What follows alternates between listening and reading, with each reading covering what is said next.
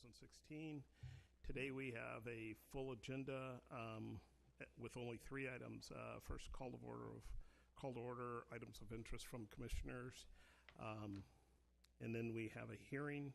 Task 5 composite zoning map hearing. If you wish to testify, please fill out a testimony card and give it to Catherine. You will have 2 minutes. She will wave your hand. We don't have a clock, so she'll wave your hand. At that point, your testimony is complete, and we'll move on to the next one. And then after 2 hours, we will have Task 5 mixed use zone project work session, and that is a work session 3 for us. And we'll hopefully adjourn by 8 p.m. tonight. Items of interest from the commissioners? Chris? So last week I had the opportunity to carry our recommendation on Northwest parking to City Council. Happy to say it appears they're going to stick with our recommendation and adopt the shared parking component, but not adopt parking minimums at this time. It was an interesting discussion, and I had the opportunity to remind council that we have some additional tools coming into the parking fray through the centers and corridors parking process that might be better ways to address the perceived problems than parking minimums would be.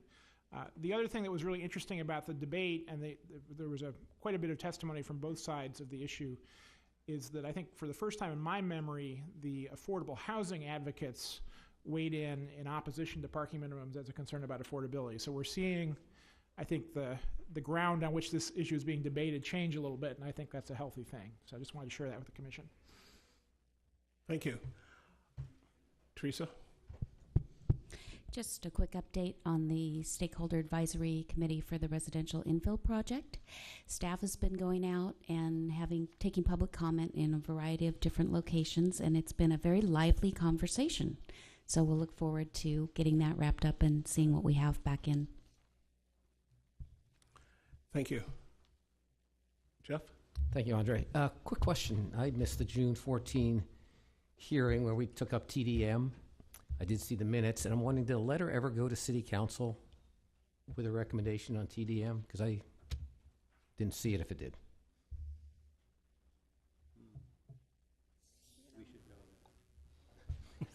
I haven't seen a draft. So Okay, so it's still in the works? In the works. This is what happened when Julie goes on vacation, That's fine. I'm just glad I hadn't missed it. which is all false. Okay. Thank you. Susan?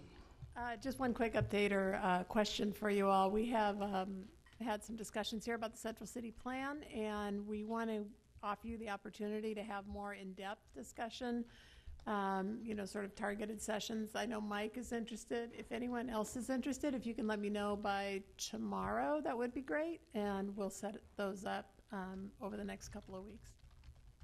So that would be great. Thank you. Thank you. We'll move to Task 5 composite zoning map hearing. Again, this is a hearing. If you wish to testify, please fill out a testimony card and provide it to Catherine. You will have 2 minutes, and then we'll move on to the next one. And Catherine will wave when your 2 minutes are done because we don't have a clock today. But and we'll move on to the next one. Deborah? Okay. Give me a second. I thought that we had signed those testimonial cards outside before coming in. Oh, I'm staff, so I'm going to make a very brief presentation, and then we'll open it up. And just before you get started, like to ask for any conflicts, and we'll just start with Eli. Sure. I'm Eli Spivak. I own a residential and a commercial property in the Cully neighborhood, both of which are subject to potential rezone, so I will recuse myself from discussions on that portion of the city, and I understand there'll be a carve-out so I can vote on the rest of the package. Thanks. I'm Jeff Backrack. Similar situation. I own property on Southeast 17th that's being downzoned, and I'll recuse myself from that discussion and vote. I'm Michelle Rudd. I'm an attorney with Stoll Reeves. I have a partner who submitted a letter on behalf of some NATO-owned properties, and I'll recuse myself from that vote. Teresa? Teresa St. Martin. I own some commercial property in the Mississippi area, and there it is on the map, so I'll recuse myself from that vote. Chris?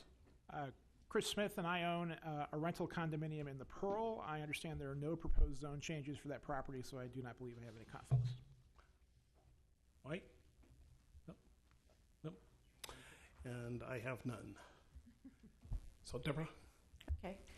Good afternoon. I'm Deborah Stein with the Bureau of Planning and Sustainability, and I'm going to do a very quick introduction to the composite zoning map to open up the public hearing for it this afternoon. So you will recall that through the course of the implementing projects for the comprehensive plan, we split the zoning map and the zoning code into 4 discrete projects, to each of which has had its own process to review both the map changes and the code changes. And so what we're talking about today is the composite zoning map that pulls together each of these individual zoning map layers: employment, campus institutions, residential and open space, and mixed use, into one unified zoning map.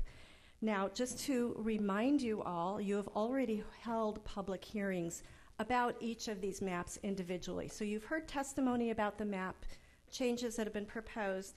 Employment, you had a hearing back in October of last year, and then you had November and December work sessions where you began to look at the employment issues, both, again, code and map. Campus institution, you held a hearing back in December, and then you had a January work session. Residential and open space, you held a public hearing about that in April and then followed up with a work session. And then mixed use, you had a hearing in May, and then work sessions in June, July, and you're continuing immediately after this public hearing and then into August. So you've already had a chance to review the zoning map layers individually, as has the public. But we wanted to keep the record open for testimony about each of these mapping layers until tonight, so that everybody had a chance to review any changes that have occurred in that proposed composite zoning map. There have been a few changes, in part to reflect some council decisions that were made on comprehensive plan designations, and when council made a decision on comp plan, we, in some cases, made a corresponding zoning map change, so that's reflected in the composite zoning map. We've made a few changes to correct some errors. We've made a few changes that reflect some of your earlier direction in these earlier work sessions that I mentioned, and then a few changes just based on new information and additional research. So the composite zoning map that you'll be hearing testimony today is slightly revised, but we've really wanted to leave this comment period for the public open for quite a long time to make sure everybody has a chance to see how all these map layers fit together. So I'm going to just very briefly touch on a couple of issues for each of the individual layers, things that we think are some of your key decision points and or things we think you'll be hearing testimony about. But really, I want to leave most of tonight or this afternoon time for the public to provide public testimony. And then I'm going to ask, as you have questions about any of the testimony or there are things to discuss, we might want to hold those until the following work session on August 2nd so that we can make as much time tonight for both the public to testify and then for the following mixed-use work session. So we do have a work session coming up where you'll be able to follow up with any questions to staff. So I want to start with employment zones. A couple of things we've heard testimony about, or we expect you to. One is in the East Columbia neighborhood in the Columbia Slough. We have heard from property owners there where we are applying the prime industrial overlay to properties that for decades have had both an industrial comprehensive plan designation but a residential zoning. We are not proposing to change either the comprehensive plan designation nor the base zone, but we have applied the industrial overlay, so that has been something we've heard testimony about. The City Council did confirm, they heard testimony from the same folks, and they did confirm the continuation of the comp plan designation of industrial and the retention of the residential zoning. Another thing we'll likely be hearing testimony about is the Northwest Vaughan area. Little history on that. Back in 2003, the Giles Lake plan changed the plan designation in this area along Northwest Vaughan from industrial sanctuary to mixed employment, and they added plan district limits on office density in order to protect the transportation capacity. Last fall, in the employment zoning project, staff proposed a map change from the IG1 and IH to the EG1, which is general employment. And you heard objections from NWDA about the inadequate transportation capacity along Vaughan to support the proposed FAR office allowances in the EG. And you tentatively recommended that we retain the current zoning until transportation capacity is further evaluated. So the staff proposal now is for a map change to EG1, but with a text change in the plan district that retains the current limits on office density. Going over to campus institutions, a couple things you might be hearing about that are part of this new proposal. One is that we have removed the design overlay, the D overlay, on campuses where it had earlier been applied through their original IR zoning. And so that's part of the proposals to remove that D overlay. A second thing you might be hearing in testimony is from the Eastmoreland neighborhood. There's some objection to applying the campus institution zone to 2 properties that are owned by Reed College but are currently zoned for residential. So that's something to flag for you. Regarding residential and open space zones, we expect most of the testimony you'll be hearing is in areas where we have proposed to change the zoning to match 1980 comprehensive plan designations. You might recall we had a number of what we called zoning review areas, and these are areas where the current zoning is less intensive than the comprehensive plan designation applied back in 1980, where it anticipated once infrastructure or any other obstacles were removed and the market was in place, those areas would be rezoned. So we've taken a look at those. I think we started with something like 40 of those zoning review areas. We've made recommendations to you of where we thought it was timely and appropriate to change that zoning, but that's where we expect to hear quite a bit of testimony.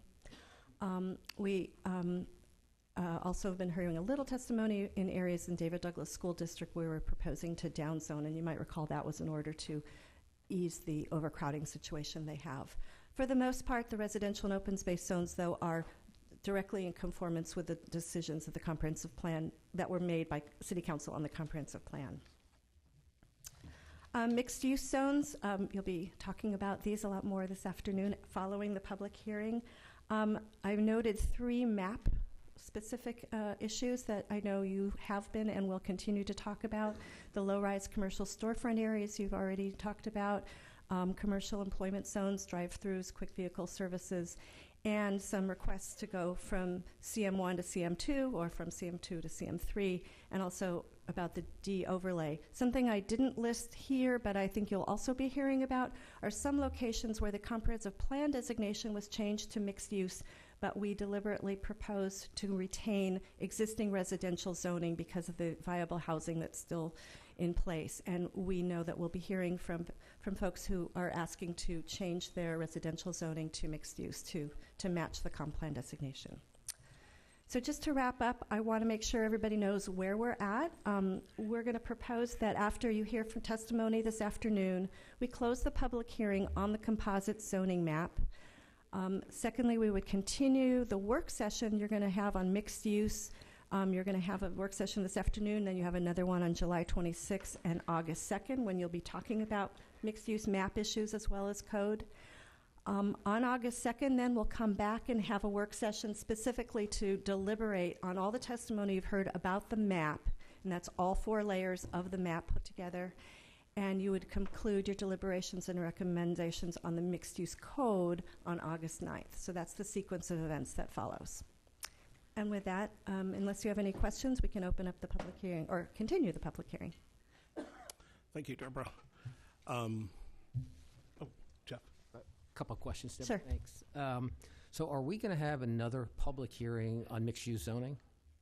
Or is this the only? No, last? this is the opportunity for any testimony on the mixed-use map today would be the. We're still making decisions on the mixed-use map, aren't we? Yes. So we're hoping that today you'll hear a combination of testimony about employment, mixed-use, residential, open space, and campus. And then if you are ready to close the public hearing after this afternoon, that would be the last chance for anybody to provide testimony on mixed-use map. We'll see how that goes. I'm a little bothered by further changes to a map without an opportunity for public testimony. So we can talk about that at the end of the hearing and what our procedures Okay. going to be. And then the other question is a more broad one, and maybe we can save it for later, but a number of people have testified or submitted testimony about they've got a comp plan designation that's in effect upzoning them, but you're not proposing a commensurate upzoning designation. So they have the higher intensity comp plan, not a matching zone change. What was the thinking there? Is that was that a site-specific determination that there was some policy reason to delay the upzone? Because my inclination, I'll just tell you, is and most of these I notice were smaller properties. If they're getting the higher intensity comp plan, it's very expensive to get a zone change if they do it quasi-judicially. So I'd want to understand why we're upzoning them on a comp plan map and forcing them to go in a quasi-judicial process. So there's not a simple answer to that. It may be something we save for the work session. Some of it is site-specific. A real general answer would be in many cases where there's viable housing. It's been zoned residential for a long time. There's housing there.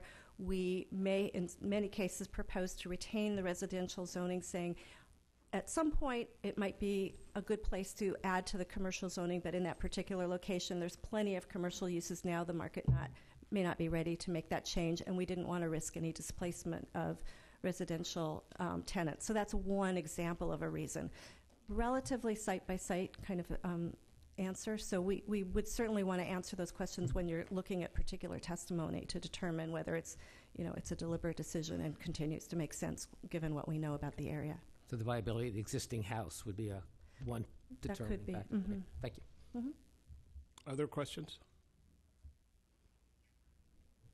No? Okay. Great, thanks.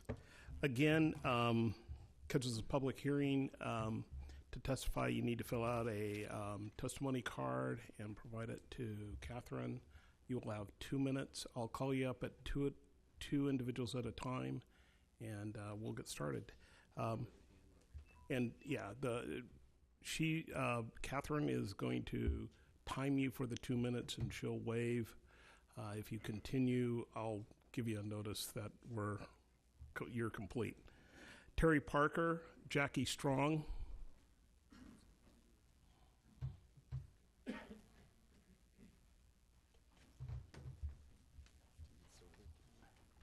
Also, while they sit down, if you have testimony, written testimony you wish us to read, please provide it to Catherine when you come up. Get started, Terry. Okay, my name is Terry Parker. I'm representing the Rose City Park Neighborhood Association today. In April of this year, and then again last month, meeting notices were distributed to residents within the boundaries of Northeast Halsey to the north, I-84 to the south, from 57th to 63rd Avenues. At the meetings open to the public, the Rose City Park Neighborhood Association Land Use and Transportation Committee discussed comp plan and zoning options with neighbors in the Max Station area. At the first meeting, representatives from PBOT were present to discuss potential transportation infrastructure improvements. An upzoning modification to the comp plan was voted on by residents to be presented to the City Council.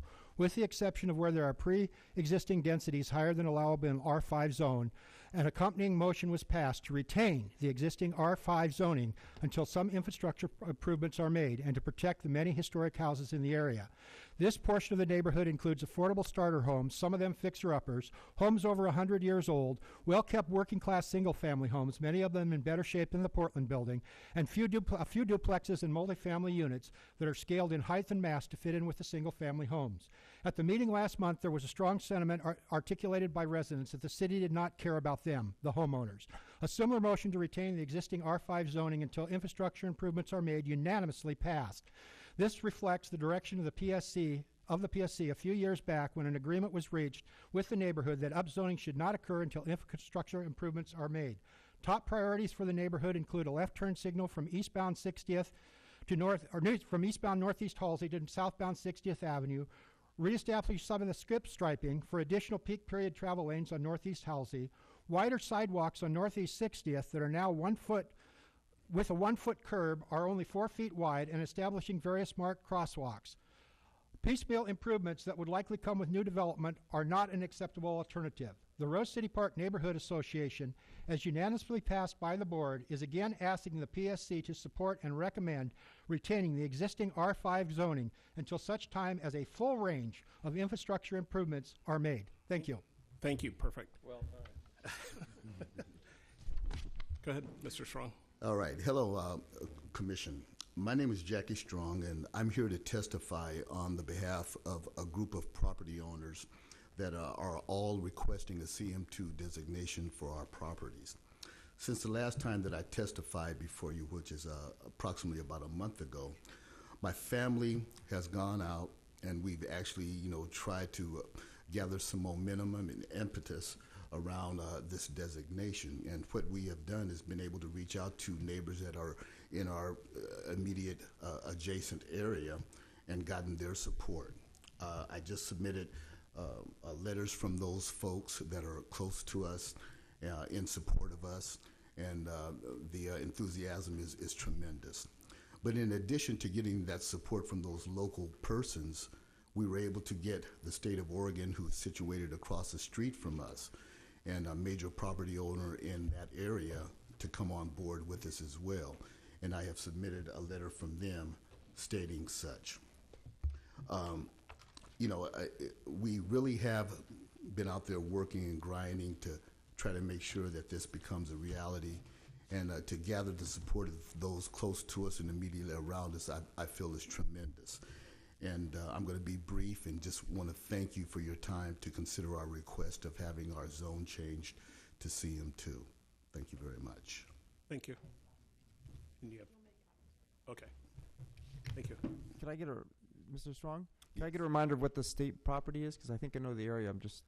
It's an office that houses employment services and some child protective services. On Alberta, across from the. It's on Alberta and Williams. It's between Williams and Vancouver, right on Alberta. Thank you. Thank you. Thanks again for your time. Thank you. Doug Kohlberg, Valdemir Orzorgen. Thank you.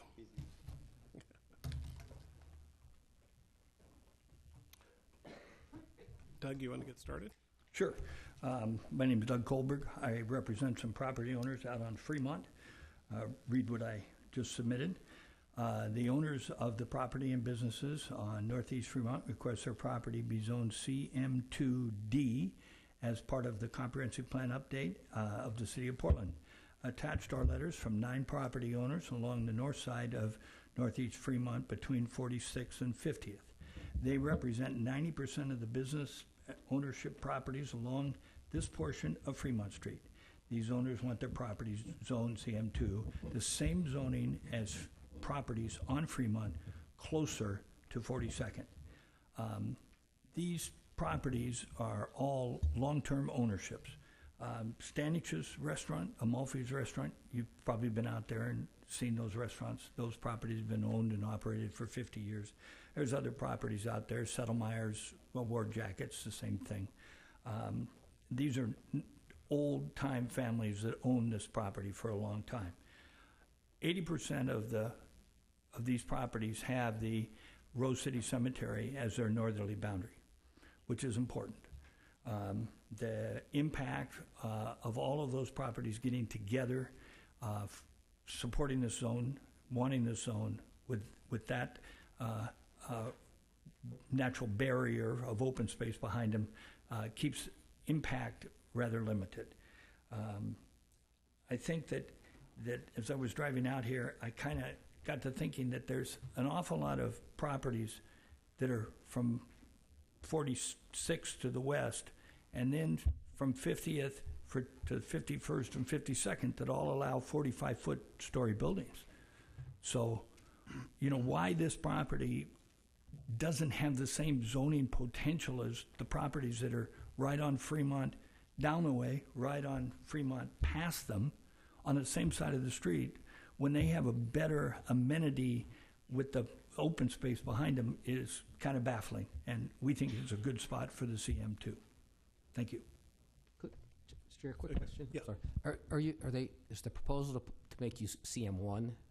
They are CM1 now. Yeah, or proposed for CM1. Proposed as CM1. You Right. They want to clarify that. Thank you. They want to go to CM2D. Yeah, gotcha. Thank you. Valdemir? My name is Vladimir Ozaruga. I am a builder and developer since 1992 and mostly in North Portland. So remember that the times when Martin Luther King was third or fourth house was boarded. Now completely different story over there. And first, thank you for giving me a privilege to talk here to the people who depends much about this. And I'm going to talk in particular about 7050, 7036 Northeast Martin Luther King. This is north side of Rosa Parks. And would like you to live or to change a zone from R1, which is existing zone, to CM2 mixed commercial to match the comprehensive plan map. And the reason for this, from my perspective, in this case, if you change this zone, I can develop, instead of couple duplexes over there, I can develop a 3-4 story building, which will include mixed building. Let's say first floor will be commercial, retail, and or offices, and then the rest of them will be like one, maybe bedrooms, apartments, or studios. It will reflect the population who lives in that area. As you know, there is no family people in that area on Martin Luther King, a couple blocks left or right. There is single people, people without kids. So from my perspective, it will reflect my point of view. And also it going to give more job for people if I develop a first floor commercial. It will give a working place and also job for people. And third reason for that, I believe Martin Luther King, it's already built up with a high story building, especially south side, and it will reflect it very close to downtown, and it will fit very Thank you, much. Valdemir. I'm done? Yeah, you're done. Are you supposed to give me 1 more minute? I don't talk so fast like that. Thank you. Tim Raines and Medell Foster.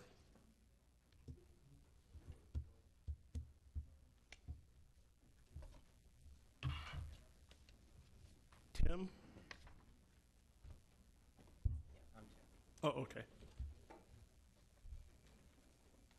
Medell Foster. Okay, great. Michael. Oh, okay. You can just pass them over there because we need to get started. Go ahead, sir. Get started. Oops. He needs to preface. Oh, okay.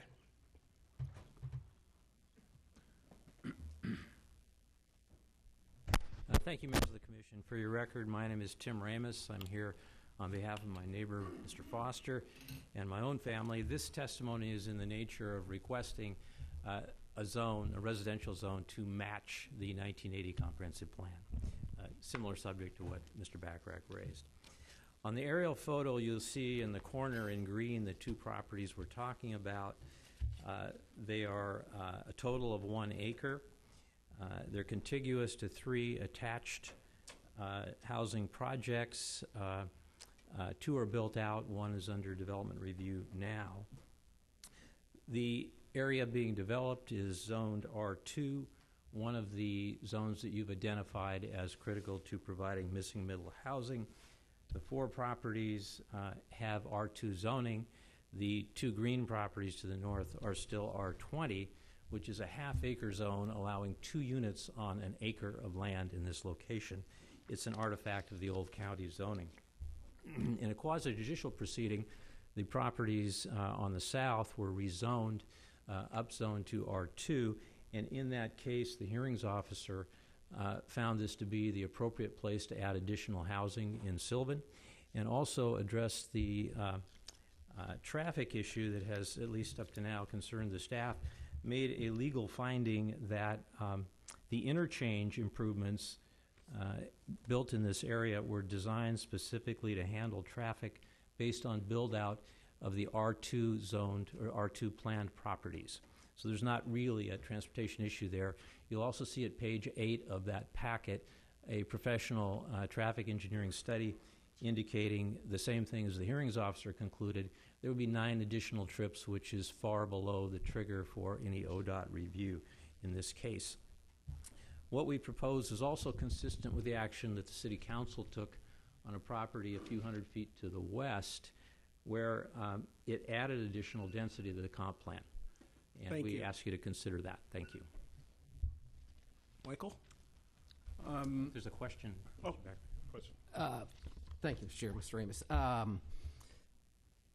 We heard earlier, I asked the question of staff about these situations where the comp plan is in effect upzoning you, but we're not doing the matching zone.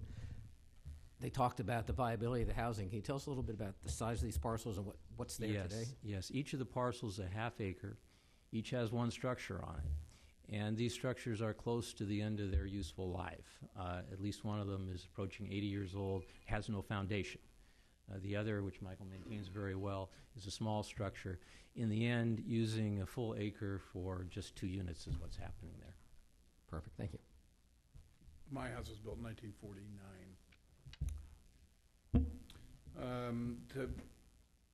Part of this is confusing to me because of the mismatch. The houses that Tim and I own on the properties, they're at the last 150 feet of your own comprehensive plan. All they would do is finish the tail of it, so to speak. We think we've looked it over. We think the traffic is, which we thought was a fairly large deal, seems to be manageable. I thought the city wanted infill. Here's your opportunity, guys. It doesn't make much sense to have these two stuck out there at the end of your own plan. If you want to do the street improvements that I know come with the infill, and that would include street lights, paving, storm sewers, sidewalks, this is the way to present the opportunity to whoever would take this property forward from where we are. I think you risk waiting several years if you don't do it. Thanks. Thank you. Other questions? Thank you. Joe On Angel? page 3 and 4, there are some photos that illustrate Michael's Sir, testimony. we're complete, sir. Joe Angel, Bob Fogwell?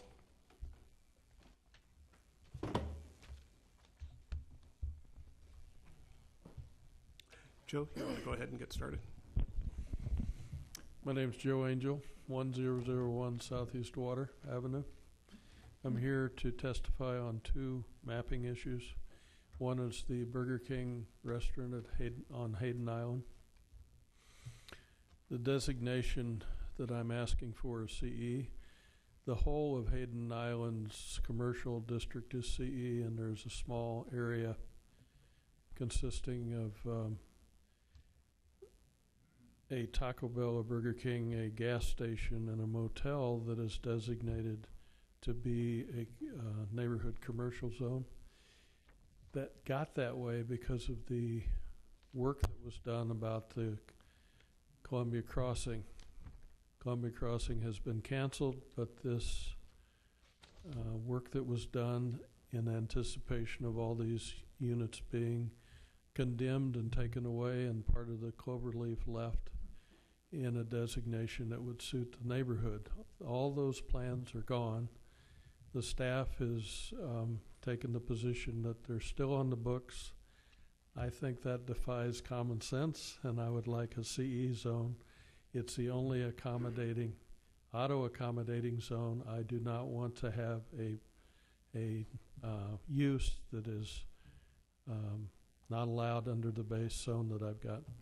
So I don't want to be in a non-conforming situation, have problems financing and refinancing and leasing because I'm non-conforming. The second site is at Greeley and Rosa Parks. This building has been in existence since about 1920 and has always been either a gas station or a repair shop for automobiles. It's where we have our headquarters, we have our archives, and we have all our company vehicles.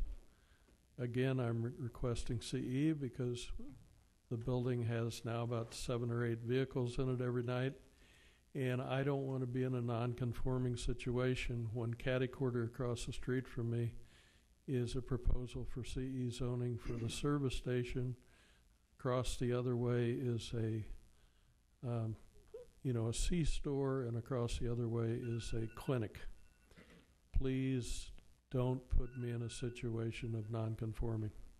Thank you. Thank you. Bob? Just provide them to Catherine.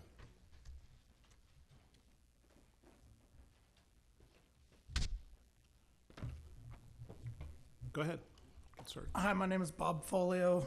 Property address is 2626 Northeast Deacom, adjacent to Concordia College. I've testified previously regarding the overlay of the CI zone.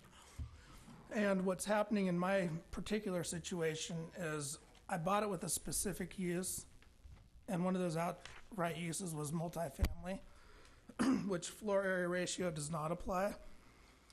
So through the process, I haven't been upzoned, I've actually been downzoned. So what I provided is a site plan showing how I purchased it, and that's the footprint of the allowable building. And you'll see that 65% lot coverage is allowed, which allows me 3,000 square feet per floor up to 30 feet for a total of 9,000 feet. What's happened is now they're instituting floor area ratio apply to CM1, which effectively loses me 1,500 square feet, which equates to $1,250 a month per unit. I lose 2 units. So what I'm asking you guys to do is provide some type of a sunset law or something that allows people that have purchased prior to 2018 to have 2 to 4 years to end leases and so forth so they can proceed with their current outright uses. Or zone my property to CM2, which would allow 45 feet of height, which would upset all the neighbors, but I at least get my original outright use because I have been redesignated from C1 to CM1. But it still causes me a loss of $35,000, $40,000 a year in year 1. So the price really on these small commercial pieces is reflective of a multi-family use. It's not reflective of commercial use because the model of a small store here and there, East Moreland, Woodstock, is antiquated.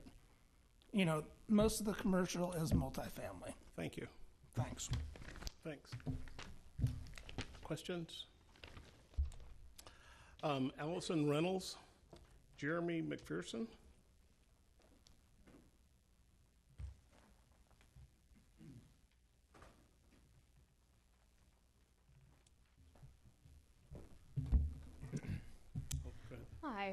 Hi, I'm Allison Reynolds, and I have 3 clients that I represent that I was going to testify for this evening. And I know that in the past, Chair Schultz has given 2 minutes to each client or issue. I don't know how you want to handle that, but I figured I would ask. I think you have 2 minutes. Okay, I just have 2 minutes total. Yep. Okay, great. Well, then I am going to just testify on behalf of one of my clients, WREH Lloyd Plaza, and they have a site that's located at 1425 Northeast Irving Street. And we submitted testimony on this property and related issues at the mixed-use zones hearing, but according to staff, this issue has not yet been addressed in work sessions, so we figured we'd raise it again here. This is a large site. It's apparently approximately 5.2 acres, and it's proposed to remain Zone CX, and the City Council approved that as its comprehensive plan designation as well. We support the CX zoning, but we're asking the Commission to address the regulatory gap for CX zone sites outside of the Central City and Gateway Plan districts. Those sites currently have no options for bonus height or FAR. And the proposed mixed-use zones have the option to add additional height through a planned development bonus, and we're asking that specifically be extended to CX zone sites, and that at least 120 feet in height be allowed. That bonus would, of course, require the same types of public benefits as are required for the mixed-use zones under that option. This site has a current base zone of CX, which is 75 feet in height allowed, and we think that would unfortunately lead to some kind of lower platform developments and not maximize this site's potential for mixed use and other types of development that might be better served nearer to the central city. That's it. Thanks. Thank you. Hi, my name is Jeremy McPherson. I'm a development manager for Killian Pacific. And we have two properties that by the current proposal are effectively being downzoned. One property is located at the corner of Tacoma and Southeast 13th Avenue. The other one is located at McLaughlin and Holgate. I just want to point out, Killian Pacific, we don't have any current redevelopment plans. These aren't killer issues for us. We're more here today in the spirit of participating in this process and getting more civically engaged. But I want to point out that the site at Tacoma and 13th, it's currently planned to be split zone CM1 and CM2. And the property, we're requesting that it either be CM2 or CM3, no split zone. That would be comparable to what it's zoned today in terms of what you could develop density and height. The McLaughlin site's proposed currently to be CE, and we request the site be rezoned as CM3. From just a developer perspective, kind of just 10,000 feet, our thoughts on it is anytime you do the redevelopment, everybody has an idea about how expensive it might be between your hard and your soft cost, and without the right amount of density to accept the redevelopment risk and decent enough returns, it effectively means we probably won't redevelop it. In some of these cases, under the current proposal, we would effectively increase our property investment between 10 and 20 times in some cases to get maybe just twice as much income off of it. It doesn't make sense. And furthermore, these two sites are located really close to new Orange Line MAX stations, and one of them is located directly across the street from New Season Market. And so I guess where we're coming from is for asking everyone to consider that these major intersections that have these primary goods and services and proximity to major transit stations be considered a little bit differently than some of the other mid-blocks. Okay, thank you. Jeff? Quick question, comment. First, and staff can correct me now or later. I think we have discussed and made a tentative non-binding decision. We'll be discussing more to get rid of the split zone, and I think go to CM2 on your site there on the corner. So okay, right. FYI. FYI. This is why we're not done with the mixed-use zoning. And Mr. Reynolds, quick question. So you're asking for to be able to utilize the same height bonus for affordable housing on your site, and you're saying you cannot do that? Yes, because CX is not included in the new mixed-use bonus proposals. It's just not in the table. And so we actually marked up the table, and I think you guys have a copy. If not, I can send you one of our testimony, where we're just asking that CX zones outside of the plan districts get to also participate in the mixed-use zones bonuses. We only have one that we particularly care about, and so that's the one we proposed. But you have this interesting situation where you have these sites that don't have an option for bonuses, even though they're supposed to be kind of the highest density sites in the city. Great, thank you. Okay. Thank you.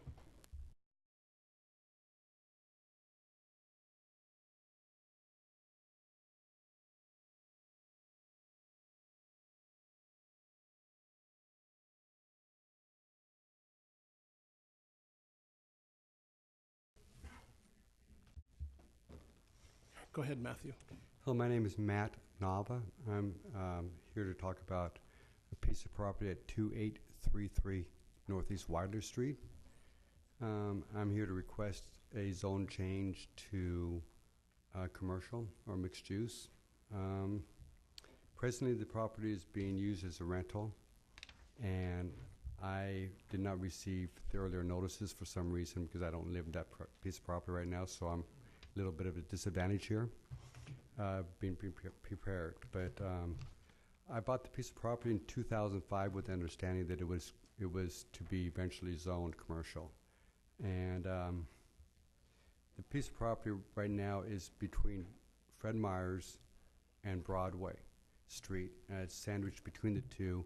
And when Fred Meyer's went in there, it changed the whole feel of that area to where it no longer feels like a residential neighborhood. And in fact, the streets are being used mainly by people parking for Fred Meyer's or the businesses behind me. So it's kind of in a limbo. It's not really residential feel anymore. So I met with the City of Portland for a pre-application meeting for a zone change back in 2009. And at that meeting, with my neighbors, one directly to my east, one directly to my west, and one that lives down on 30th, the corner of 30th and Weidler to the east of 30th and Weidler. And it became apparent that it's going to be much more involved and costly than what we anticipated. But at the meeting, they had expressed that us to hold off because in 2011 it was planned to become commercial anyway, and it'd be much more easier and less costly if I just waited. Well, I've waited, and I just got notified by my neighbor last week, Friday, that we're having this meeting. So I came down here to request that it does be rezoned to commercial at this time. And that's all I really have to say. Thank you for the opportunity to speak to you today, and I hope you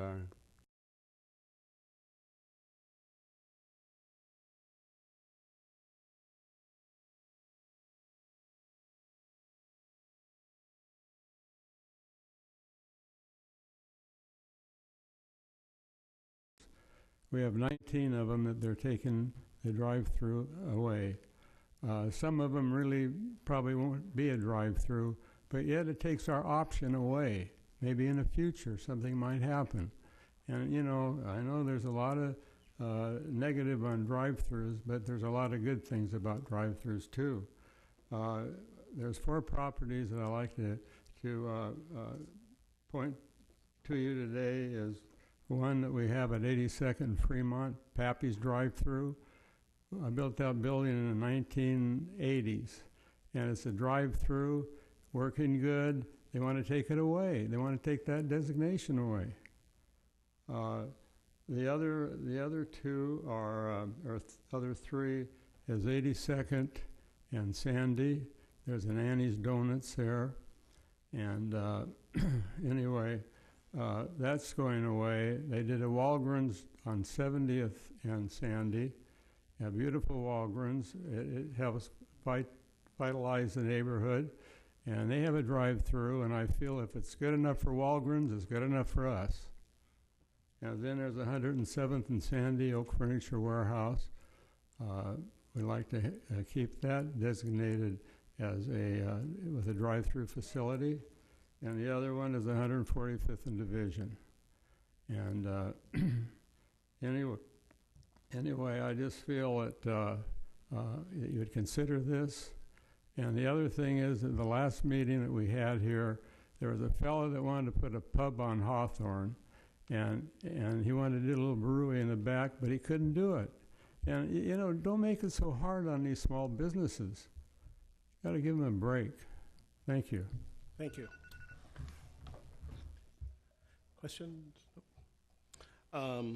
Jennifer Kapnick and Rita Lyons.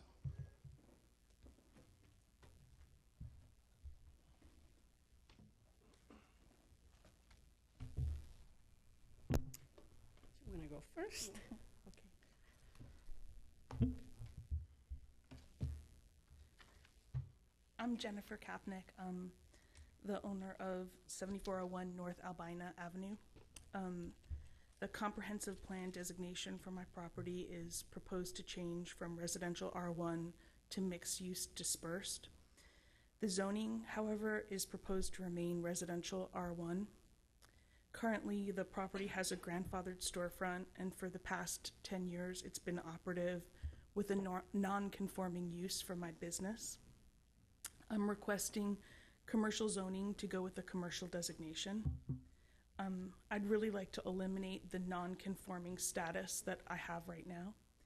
And although I don't have plans to develop the property at this time, I would most like a CM2 designation that would allow for a structure up to 45 feet, but if I get CM1, I'll be happy to.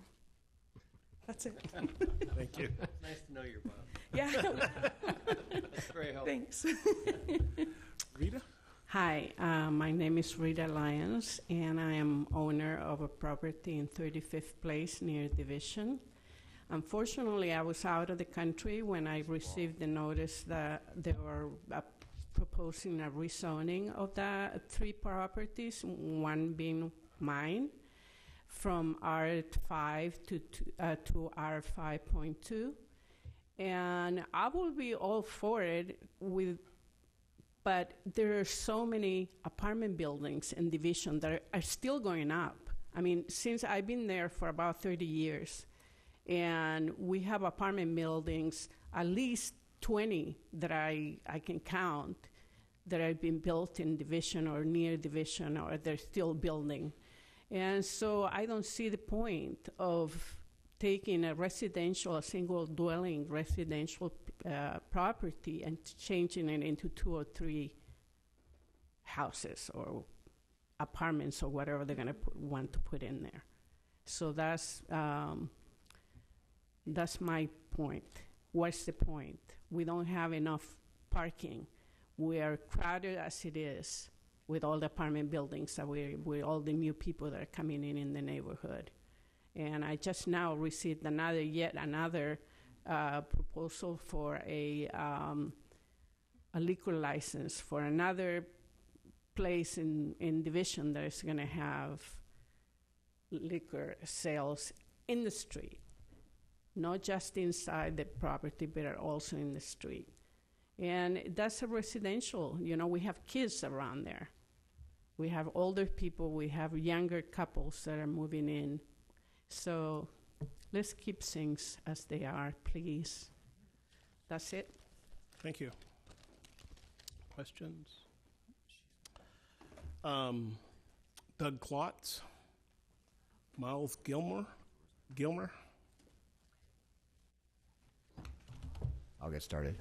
Doug Klotz. I live in the Richmond neighborhood, but I'm representing myself. I am here to support changing where the areas listed on my testimony, which you'll recognize as being the low-rise commercial list. They should be changed to CM2. This seemed like a good opportunity to reiterate that I don't support changing any of those to CM1, so CM2 on all those properties. I have a couple other things listed. 28th from Davis to Everett, which is just outside that low-rise zone. If the low-rise zone gets moved back up to CM2, a block north of this is also CM2. We have a 1-block gap that's CM1. It makes sense to make that CM2. Actually, yeah. Milwaukee Avenue from Center to Holgate. I know the neighborhood there got sort of an agreement on CM1, but gosh, we have the whole light rail line on 17th there, and there's no rezoning around it. This is the only place to do transit-oriented development near it, and it really ought to be CM2. And then I want to emphasize my support for all of the upzoning from R5 to R25 in compliance with the comp plan, including what we just heard, as well as some of the upzoning, all of the upzoning are from R5 to R1 in compliance with the comp plan. So a lot of that falls in the Richmond neighborhood, Sunnyside neighborhood, and some in Woodstock. So I support moving those up. Now, I'm not sure that this is going to result in wholesale building of row houses, even changing the zone. I mean, it certainly hasn't with 30 years of the comp plan designation being that way. But it's what needs to be done now.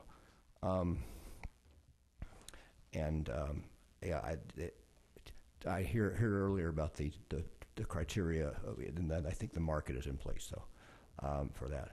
There's a couple of areas near Hawthorne and Chavez, which I have a map on the last page, which they're now R5, but comp plan urban commercial. Staff's proposed moving them up to R1 and to R25. To me, it makes sense to move them to at least CM1, if not CM2. They're adjacent to CM2. Both of those parcels are adjacent to CM2 and then CM1 on one side. We just need to get that capacity in place, especially at that node at Chavez and Hawthorne. It just makes sense to do that, get that zoning in place, because I don't. Thank you, Doug. Yeah. Hello, my name is Miles Gilmer, and my testimony is kind of a generalized opposition to zoning changes in the northwest industrial part of Portland. I own a hardwood business located at 2211 Northwest St. Helens Road. When I bought my building over 30 years ago, I did so because of the industrial zoning that went with it. I and my employees manufacture parts for a myriad of different customers: musical instrument manufacturers, furniture and cabinet makers, sporting goods manufacturers, and many others. Manufacturing either by large companies with hundreds of employees or by small companies with fewer than a dozen has been the mainstay of the American economy, but it can be a noisy, dirty, gritty environment.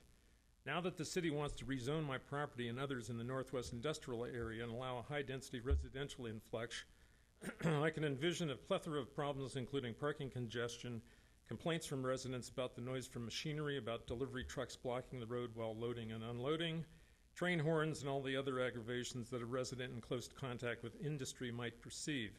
I can see the rezoning as having the potential to negatively impact my business and others in the area. I am vehemently against changing the zoning. Thank you. Thank you. Question? Yeah. So I assume you're somewhere adjacent to Montgomery Park? Yeah, about 4 blocks away. Could you describe where exactly you are, just so I have it in my head? Corner of Northwest 31st and St. Helens, where Nikolai turns into St. Helens. Okay, thank you. Yeah.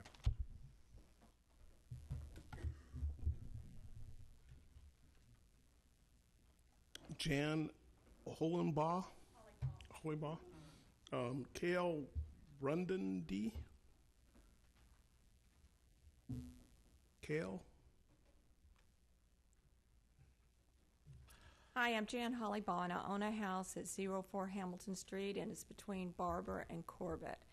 And I think everybody has turned at this corner. It's where the Swan Island Market is. And it's one of the busiest corners, I think, in Portland, lots of traffic. I'm asking my house is presently zoned residential. I'm asking it to be zoned multi-use commercial because there's only 2 houses in this 2-block area that are residential. Mine's one of them. And it's perplexing because I was contacted by a person who works for the city about putting a light rail stop in by my house. And that seems to be insinuate this is a busy area. So what I would just like, and I'm also Lee Bueller wants it too, is to have our 2 houses brought into multi-use commercial. Thank you. Thank you. Kel Rundage and Ray Leary.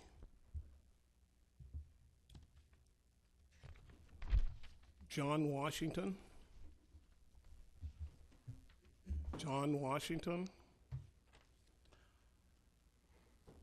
Lee LeFaber.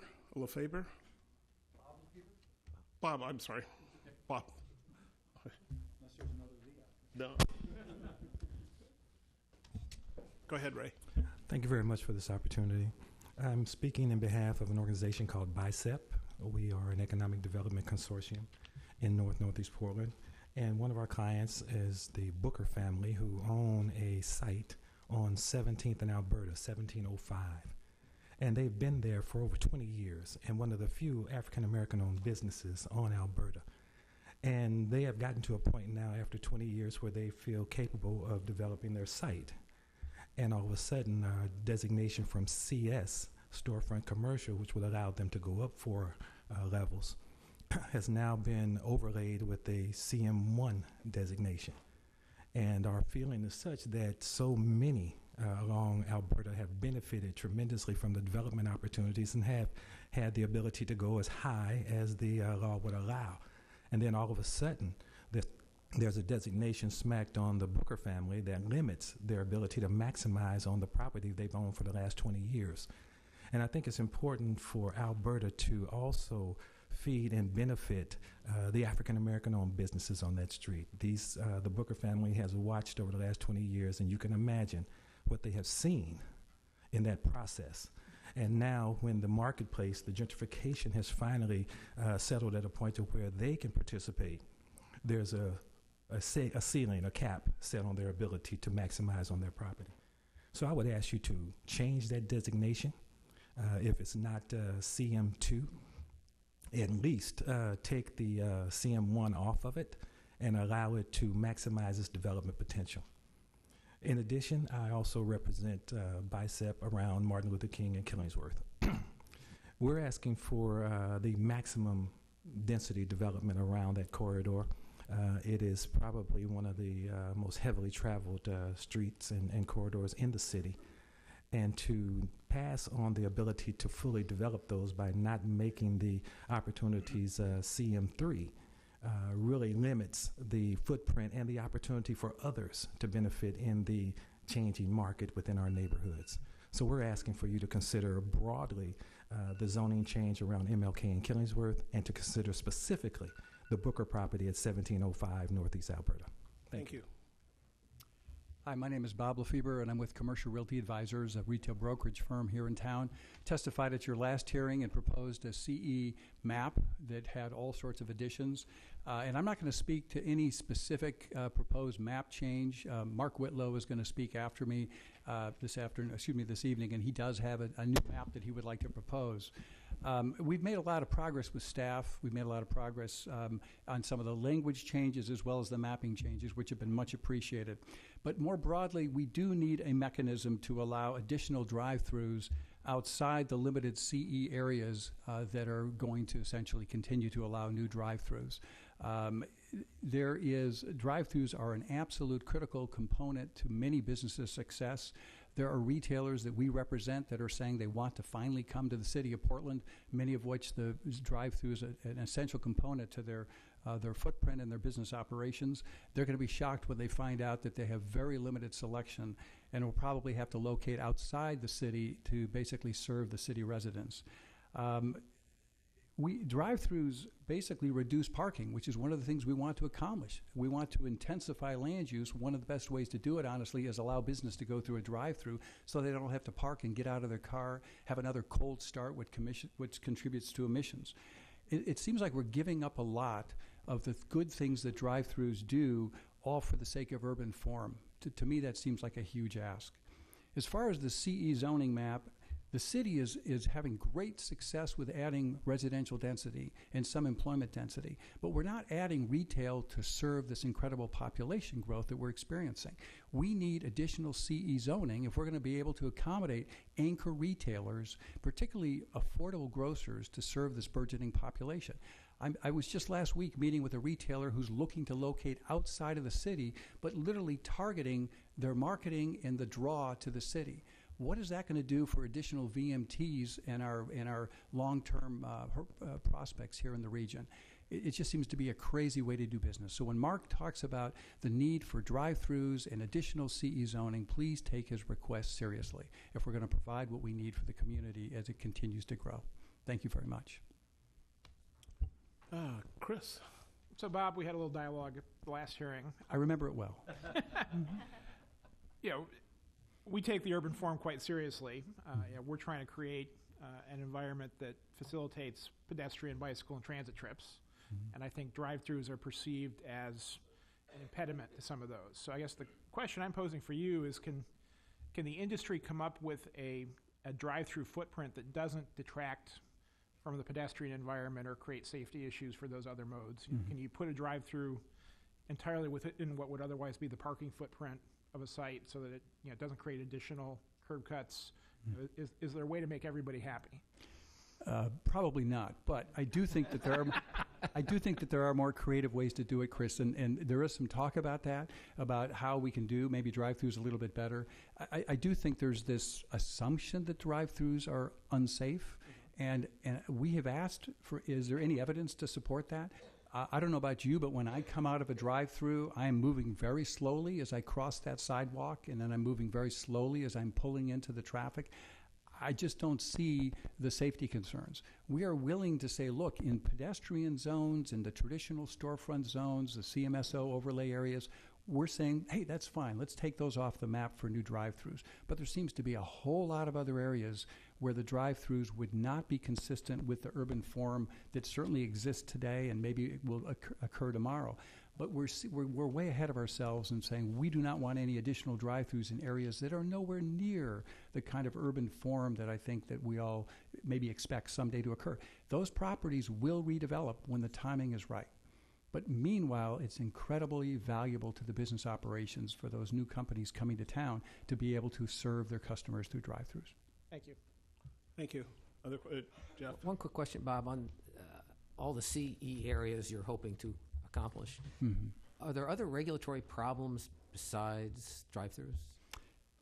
Yes, and I'm not an expert, Jeff, on this, and Mark would be able to address this better. That my understanding is that the CE is the only zone that is considered auto-accommodating. And so there's a lot of design guidelines that may need to have some adjustments, and that essentially would be adjustments making this site to be more compatible to the proposed development that would be an auto-accommodating development. My understanding that if it's not a CE zone and yet we're trying to do things to make it more auto-accommodating, it would not be allowed to be done in other zones. So that's my layman's understanding of why it needs to be CE. Thank you. Other questions? I would love any questions that you may have. I got a question for you. Yeah. Thank you. You were very persuasive. Thank you. Thank you both. A last call for Cale Brundage. Cale Brundage. Last time. John Washington. John Washington. No. Dean Griswold. Jim Kovasmas. I apologize if ISOVMAS? Or L? Is it T? Yeah. Okay. You couldn't pronounce the name. Looks like it. Okay. Ready? Yeah, go ahead. Dean Gisvold. I've been here before. I chair of the Irvington Land Use Committee, talking about 3 50 by 100 lots on the northeast corner of 15th and Brazee, surrounded by a literal sea of R5 single-family dwellings. Those 3 blocks were initially a grocery store designed to look like a library, and now they're a yoga place, a cheese place, and a hop house. And they're non-conforming, but the non-conforming brings with it restriction on the hours of operation and deliveries, which are important to the neighbors. The property is owned by Venerable Properties, Art DeMuro, who used to be an Irvington resident, now deceased, and it was developed sort of in conjunction with him, and we have a good neighbor agreement. What we're asking for is, and it is an example, Jeff, of where the comp plan is mixed use dispersed. The current zoning is R5. We like the R5, but with that other comp plan designation, we're asking that the hours of limitation that are in the code that are now apply to areas of 7,500 square feet be increased to 15,000 square feet, which would cover this property. I was told by Bill Cunningham on the staff that you have received some interest from Southeast neighborhood associations. I haven't seen it. To restrict future commercial development, and that if it stays, and if it's upzoned to commercial, similar to commercial nodes, similar in scale to what is there now. We are not complaining about what is there now. They serve the neighborhood well. They're good neighbors, good businesses, and we enjoy it. But we'd like to see that continued and not a 3 or 4 story mixed-use apartment building or other things that are inconsistent with the historic district in that area. Thank you. Thank you. I'm Jim Sumas, and I'm here to talk about the request for a zoning change at 30 between Wilson and Nikolai on 30th, between 29th and 30th. It'll ruin the industrial park. It's a gateway to the industrial park. The zoning change is foolhardy. At the best, it's ignorant.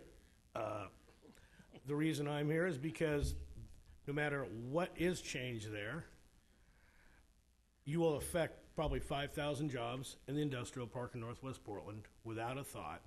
And plus the suppliers, there's a lot of major industry there, and you start adding more bicycles and pedestrians to the area, you're gonna end up with accidents and people maimed and injured. So my best guess is not to change it. The property my family owns is 3030 Northwest Nikolai, 3004 Northwest Roosevelt, 2123, and another concrete warehouse in the same area. I've got a few other people with me. They'll probably testify the same way. So my best guess is you shouldn't do it. I don't want it done, and I don't know anybody else that does want it done in my particular area. Everybody above me on Wilson, of course, does want it done because they perceive some upgrade to their housing values. It will downgrade my way of life and a lot of other people's. Thank you. Thank you. Questions? Just a quick question. One question. So are you referring to employment to more higher intensity residential and mixed use? Well, they're going to change it to make to residential on the Wilson, part of the Wilson side and the 29th side. So yeah, I want none of the above. It doesn't make any sense. It's in the industrial park. Either for you or someone else in this situation, I'm sympathetic to industrial zoning. I guess it would be helpful for me at some point from staff or from testifiers to get an idea of the job density in this area that would be affected, and maybe wage rates in that area, because I think that Portland does risk losing some of that. They're all middle class, high paying jobs. Right. Whole industrial park. I mean, the least person paid in an industrial park is the one who sweeps. Mm-hmm. You know, $15 an hour at least. If it's, of course, a county job or a city job, they're getting $26 an hour because they get paid better and better benefits. But absolutely, those are middle-class jobs, and the whole park is a middle-class job. And higher, of course, if you're in technology. But for the best interest of the city and the best interest of our community, we can't erode our industrial park one more inch. I mean, it's foolhardy at best to do this. And I'll keep coming back with the same style of testimony, a little better talk, of course, because I haven't done it before, but I'll be back. Thank you. So we have a similar issue in the Central East Side where we have high-intensity mixed use on the bridgehead corridors, but are trying to keep industrial in between those corridors. And we've developed some tools where, basically the residential developers are, signing waivers and disclaimers that they understand that, they have industrial uses next to them. They're going to be noisy. There are going to be odors. There are going to be those kind of things. Would that kind of tool sort of defining the boundary and making sure expectations on both sides of the boundary are clear be useful in your situation? I don't believe they would be, because there is so much more industry going on around me. The tank farms are down the street by the St. John's Bridge. We have the port in front of us. We have the train yard in front of us. We have steel yards. The more populous you put in there of residential, if it was all commercial, if they wanted to put in offices and things like that, it'd be fine, but that's not what's going on. They want to put actual housing behind it. It won't work out. People right now are already getting complaints from the city. The police are down there on a regular basis saying, hey, you guys are making too much noise. These people knew what they bought when they moved into that neighborhood. It was a working class neighborhood, and most of the people that lived in that neighborhood worked in the industrial park in Northwest Portland. Few didn't. So no, I don't think it'd work. I just don't see how 4 years from now, of course, when everybody walks away from their building endeavor, that everybody goes, well, we signed that 4 years ago, and there's new tenants, and the lady's baby's crying, and their dog got run over by a dump truck, and just the usual baloney. Okay, thank you. Yeah, like doing it on Columbia Boulevard. Sure, put houses there too. Thank you. Craig Hamilton, Thomas Crack.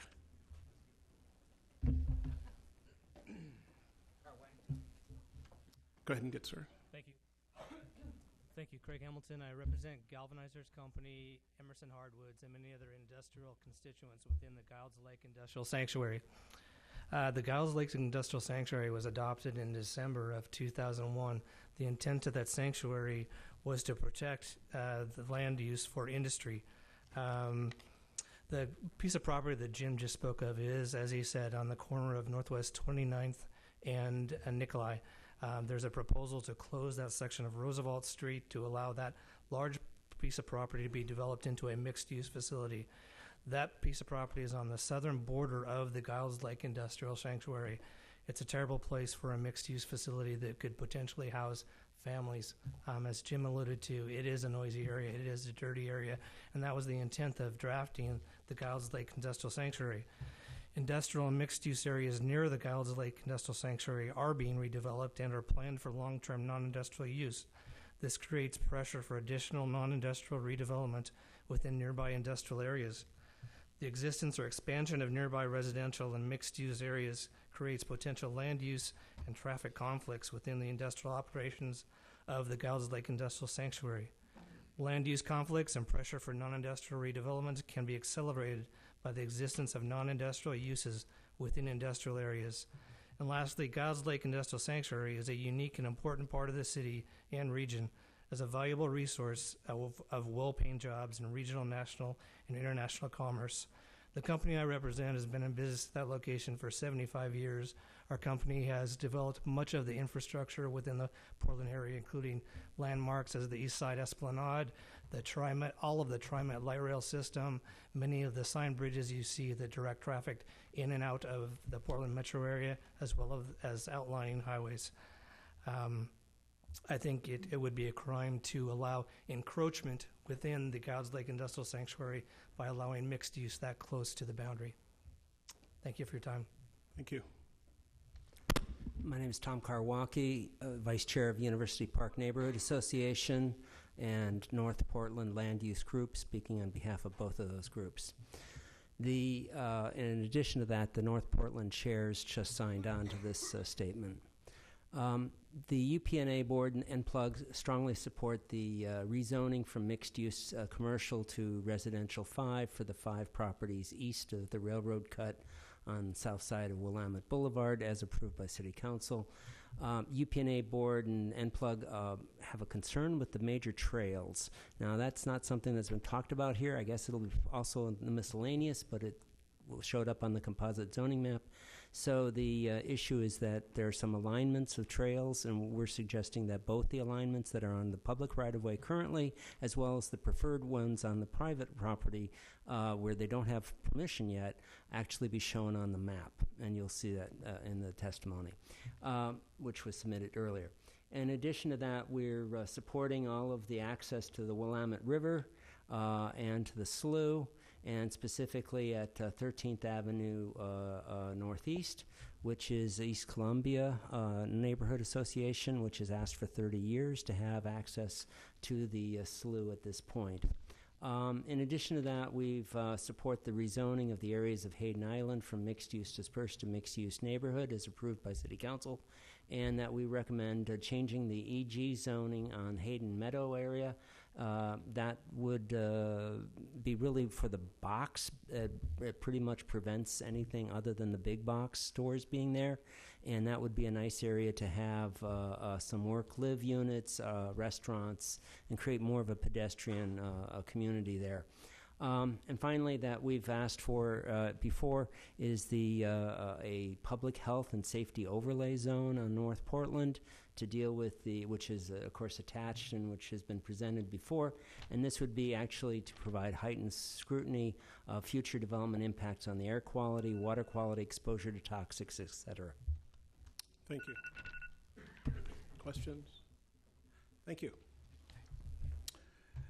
Mark Whitlow, Lisa Lucas. Lisa Lucas. Karen Carlson. Karen Carlson. Oh, okay. Go ahead and get started. Thank you. Members of the Commission, Mark Whitlow. I'm here on behalf of the Retail Task Force and ICSC. We've presented testimony before, and this supplements some of that. It also addresses the same issues that Bob Lefebvre mentioned. So we're proposing 2 mapping events, and the first is to prohibit drive-throughs by the mapped area of town versus the base zones. When this went through council under the mayor's new policy that was adopted, which says prohibit new drive-through facilities in the central city and limit new development in the inner ring districts and centers. So we're proposing to implement the new comprehensive plan policy through this drive-through map. I didn't bring enough copies, but it proposes prohibition of new drive-through facilities in those special areas, with the other areas then being deemed not requiring a prohibition because they are still yet walkable areas. When we met with the mayor during the comprehensive plan part of this process, that's the language that we negotiated, and it's different than what was proposed before. Before, corridors were listed, and now they are not. And so this is consistent with a conversation that, of course, you couldn't have known about because we did it in the other planning record and presented buku testimony about the safety of drive-throughs. So the plan policy that had other language suggesting that drive-throughs needed to be prohibited because they were unsafe was removed by the city for that reason. So there's history and background that's right before you, but you're not aware of. So we're going to fast forward this to you in the form of a map. But our position is this, that it actually implements the new plan policy because we think there's a difference between prohibit and limit. This would prohibit in all of the areas in the new policy crafted by the mayor. It would allow, though, other new drive-throughs to be developed in other base zones where they're now prohibited, the CM zones. We're saying don't do that, use the map, and then just use your existing section 33-224 drive-through facilities, which has off-site impacts, as something we're used to, we like. It's worked for years, why change it? Don't do this other thing with 50 feet, 25 feet distant from residential land in a CE zone. That does not work for us. So that's one. The second map is the one we submitted before, and I'll leave you this large copy for your work session. What it tries to do is to implement new plan policies.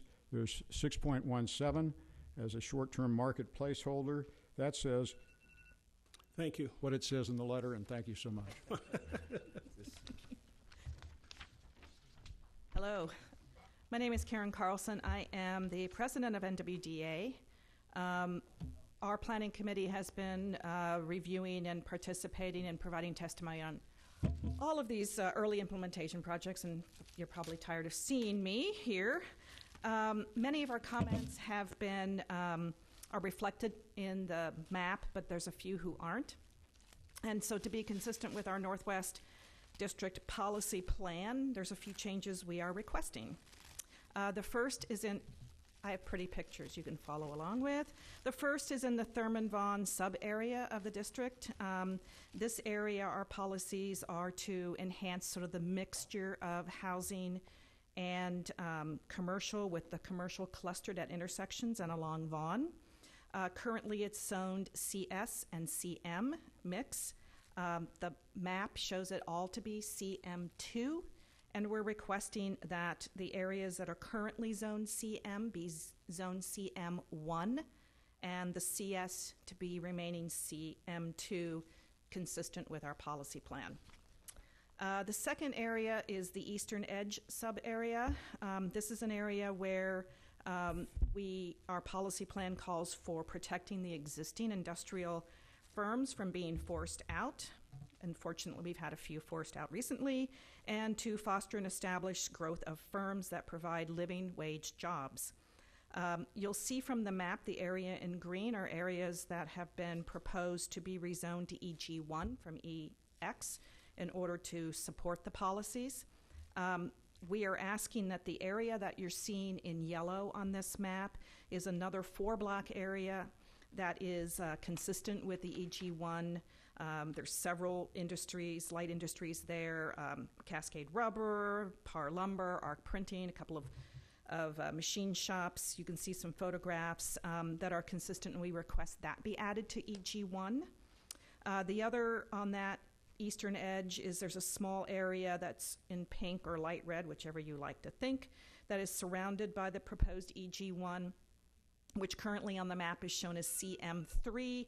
We would like that to be CM2. Thank you. Consistent, so there's a little more, but you'll hear it later, and you will also hear following Wendy Chung speaking of some of the other issues in the neighborhood.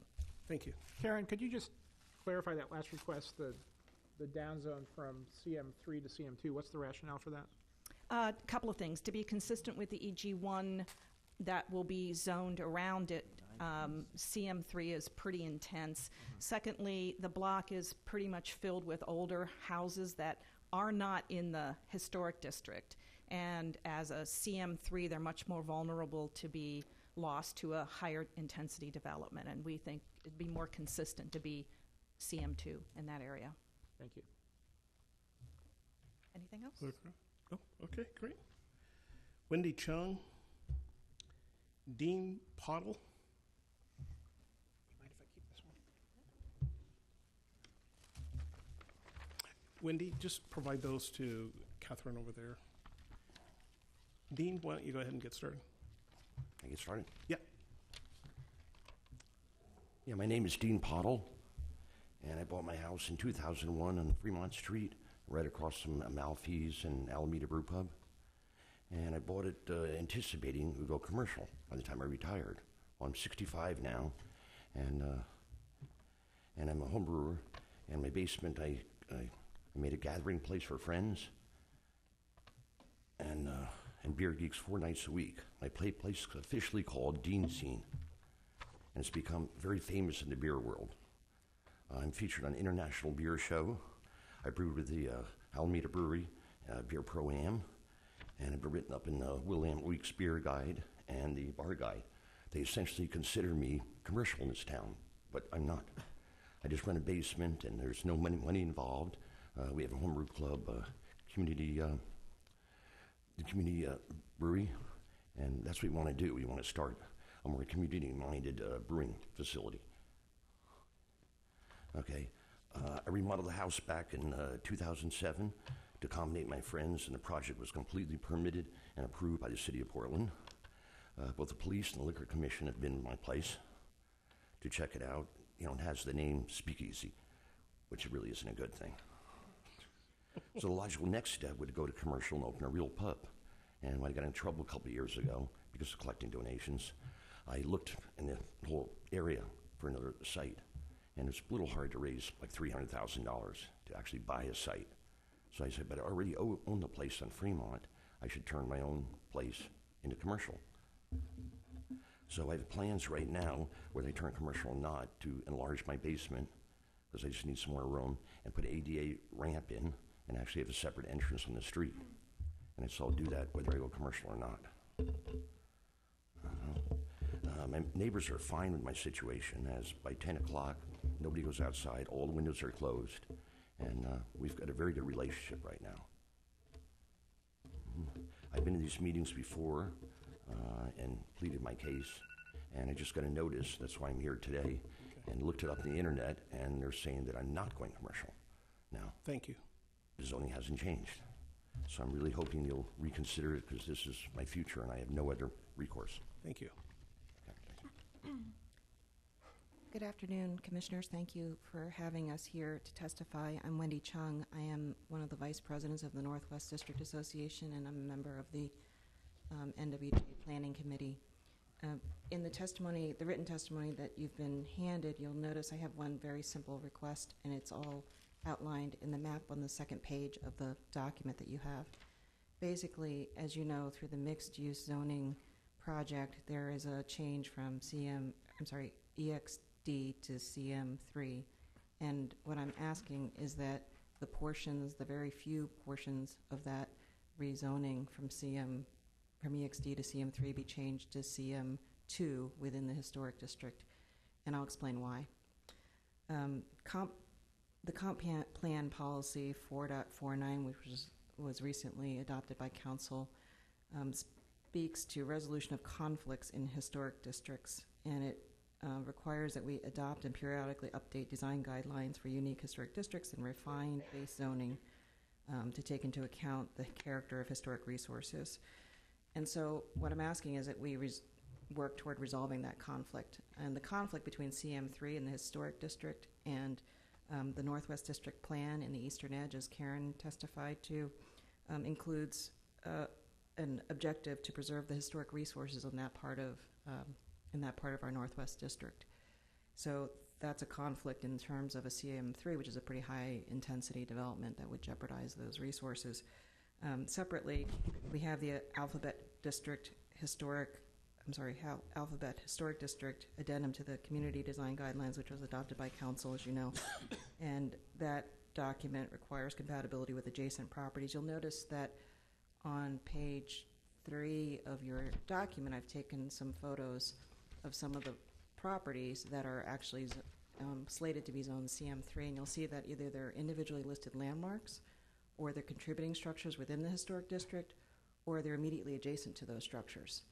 And so what I'm asking is that we comply with the Comp Plan Policy 4.49 by refining the base zoning to match the Alphabet Historic District guideline that requires compatibility with those properties. Thank you. Questions? Yeah, I have one.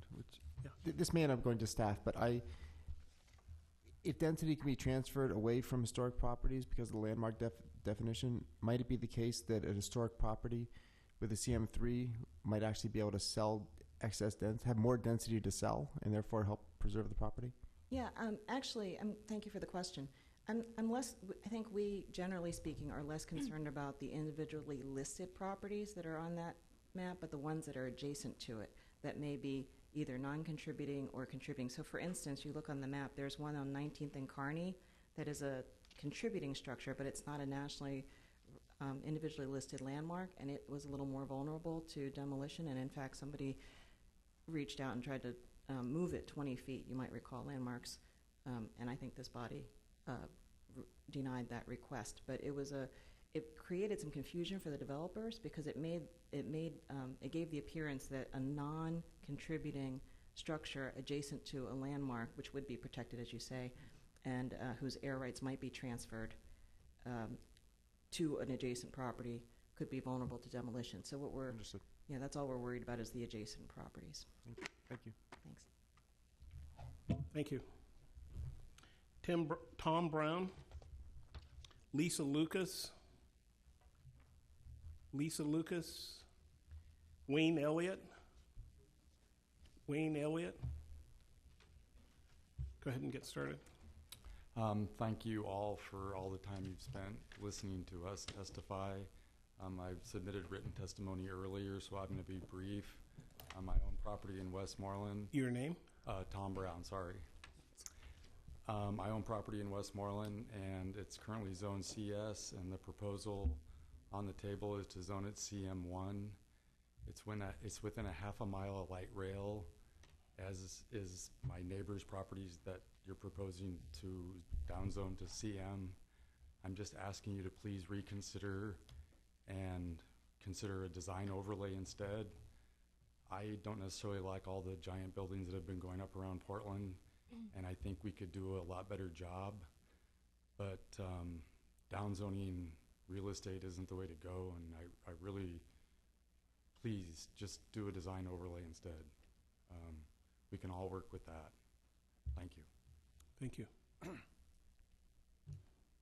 ahead. My name is Wayne Elliott. I live at 1414 Northeast 57th Avenue, and I'm here to support the position with the Rose City Neighborhood Association about the zoning change from 53rd to 57th between Halsey and the corridor there.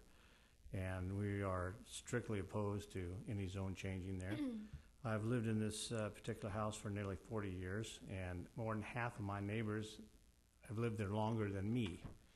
And we are all strictly opposed to any zone change from R5 to R1 and R2. I don't want to be bugged by developers coming in wanting to tear my house down and put in condos or townhouses or whatever. It's I know that you guys need to change the zone on 60th Avenue so you can get developers to change the sidewalks and put in the developments because you guys don't want to pay for it, but we don't want to lose our houses. And I don't want to have a R5 or R2 designation on my property, and neither does anybody else in our neighborhood. We have a very historic neighborhood. All the houses are very well kept up, and I feel it'll turn into another one of these condo-based neighborhoods. Furthermore, as an Uber driver in the evening, I get to see parts of the city that probably nobody else in this room gets to see because they just drive to and from work. Every single neighborhood has got a condo going up in it of 40 or 100 or 200 apartments. Where are all these people supposed to work? Where are these people supposed to get on the freeways? Right at 3 o'clock to come down here, I got in a traffic jam on 84. There's no infrastructure to support all these buildings that you guys are putting up. You got apartment buildings in the Pearl District, 25, 30 stories tall, block after block after block after block. These people, I just don't understand where you're going to put all these people. It's 20 years, Portland's going to turn into a slum town because there's too many apartments and no infrastructure to support them. Thank you. Yeah. Marianne Swab, Philip Lee.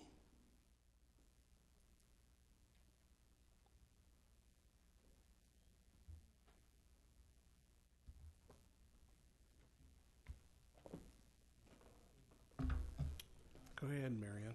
Hello. This has been one of the most trying times figuring out these composition zones and all the ups, the downs, the drive-throughs, whatever. It's been very confusing just sitting here.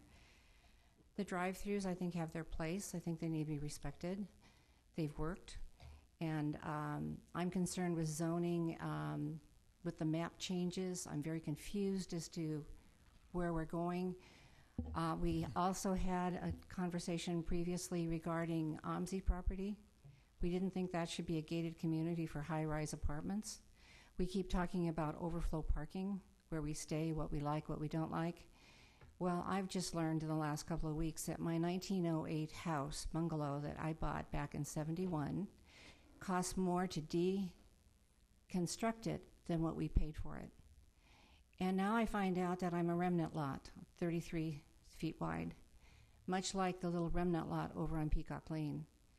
And that little lot, neighbors tell me that it was sold for $15,000. And the Grinch will sell it for $350,000.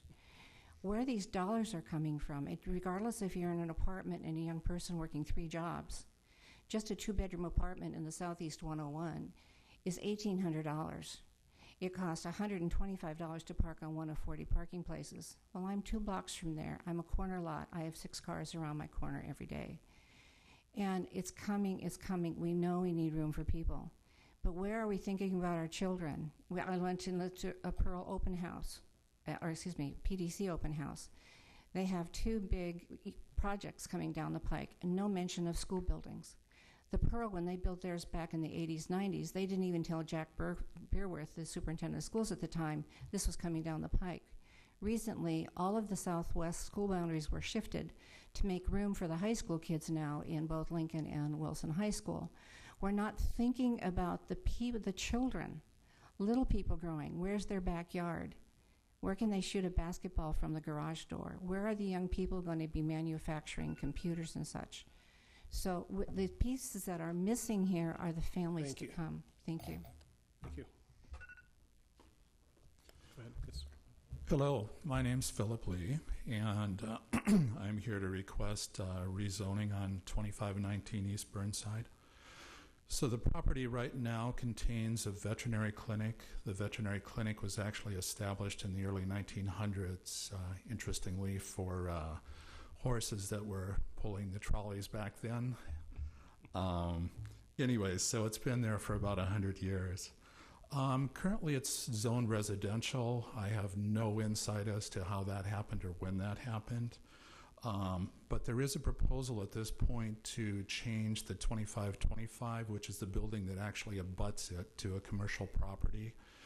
And I, of course, support that, but I would like the 2519 rezone to commercial also to reflect the building or the business that's in there and has been in there. In the past, it's caused updates or problems for us for updates or remodels and that sort of stuff. It's just extra red tape. We've worked through it, but it's taken far longer than it would need to. And I guess guess obviously it's non-conforming at this point. So my request is to rezone both the 2525, which is in progress, and the 2519, which is what I own. Rezone those both to commercial. Any questions? Quick Jeff? question. Do you know, have you been designated commercial on the comp plan that was just adopted? I actually don't know. I'm sorry. Just real briefly, my wife was the veterinarian. She handled the business, the property, and everything. She passed away here a couple years ago. So I'm trying to figure out which way is up. Sorry. It's okay. Thank you. We'll get there. Yeah. Thank you. Thank you. Cynthia Idler. Jason Frank. Cynthia Idler. Yep. Oh.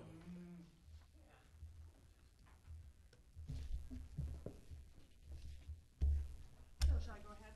Yes. Hi, my name is Cynthia. And my husband and I are both deaf, and we're concerned about 1205 Northeast 63rd and Hayes. It's close to the railroad, and we live there. We have a house, and I've lived in apartments and condos in the past. They do tend to be noisy, but since I don't hear them, I feel that it's probably, it would be all right, but I know that a lot of people don't like apartment living because of the noise. And then Wasco and 60th, that area, when you walk down there, there's crossing there. And even though there's lights and things that are set up in that area for the crosswalks, cars just ignore it. They just go right through the lights, even if you have them activated and you're trying to cross the street. So we're feeling like, my husband and I, if we could move that possibly to about 3 blocks, that it might be safer. And then also, the R5 changing to an R2. We got a notice about that. And we are in support of that. I like that change. Because I just think, with people complaining about the noises in the condos and apartments and such, that it probably would be a good rezoning. I've been in that home for many, many years, and it's been a very nice, quiet neighborhood. So, my husband works at Providence and Gleason there, and it's within walking distance, and does janitorial work there. And so it's 7 blocks round, there and back, which isn't bad. I think the change that's being proposed for that area would be okay. It would keep the neighborhood quiet and nice. So that's all. Thank you. Questions? Jason Frank, John Cameronos,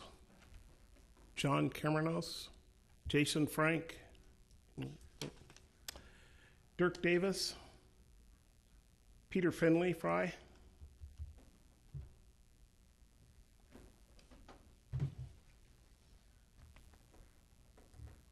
Just give them to Catherine there.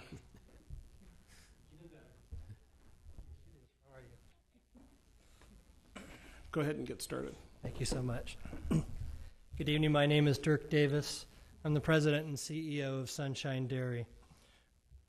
In 1935, we opened our business. In 1940, we moved to the current location at 801 Northeast 21st Avenue.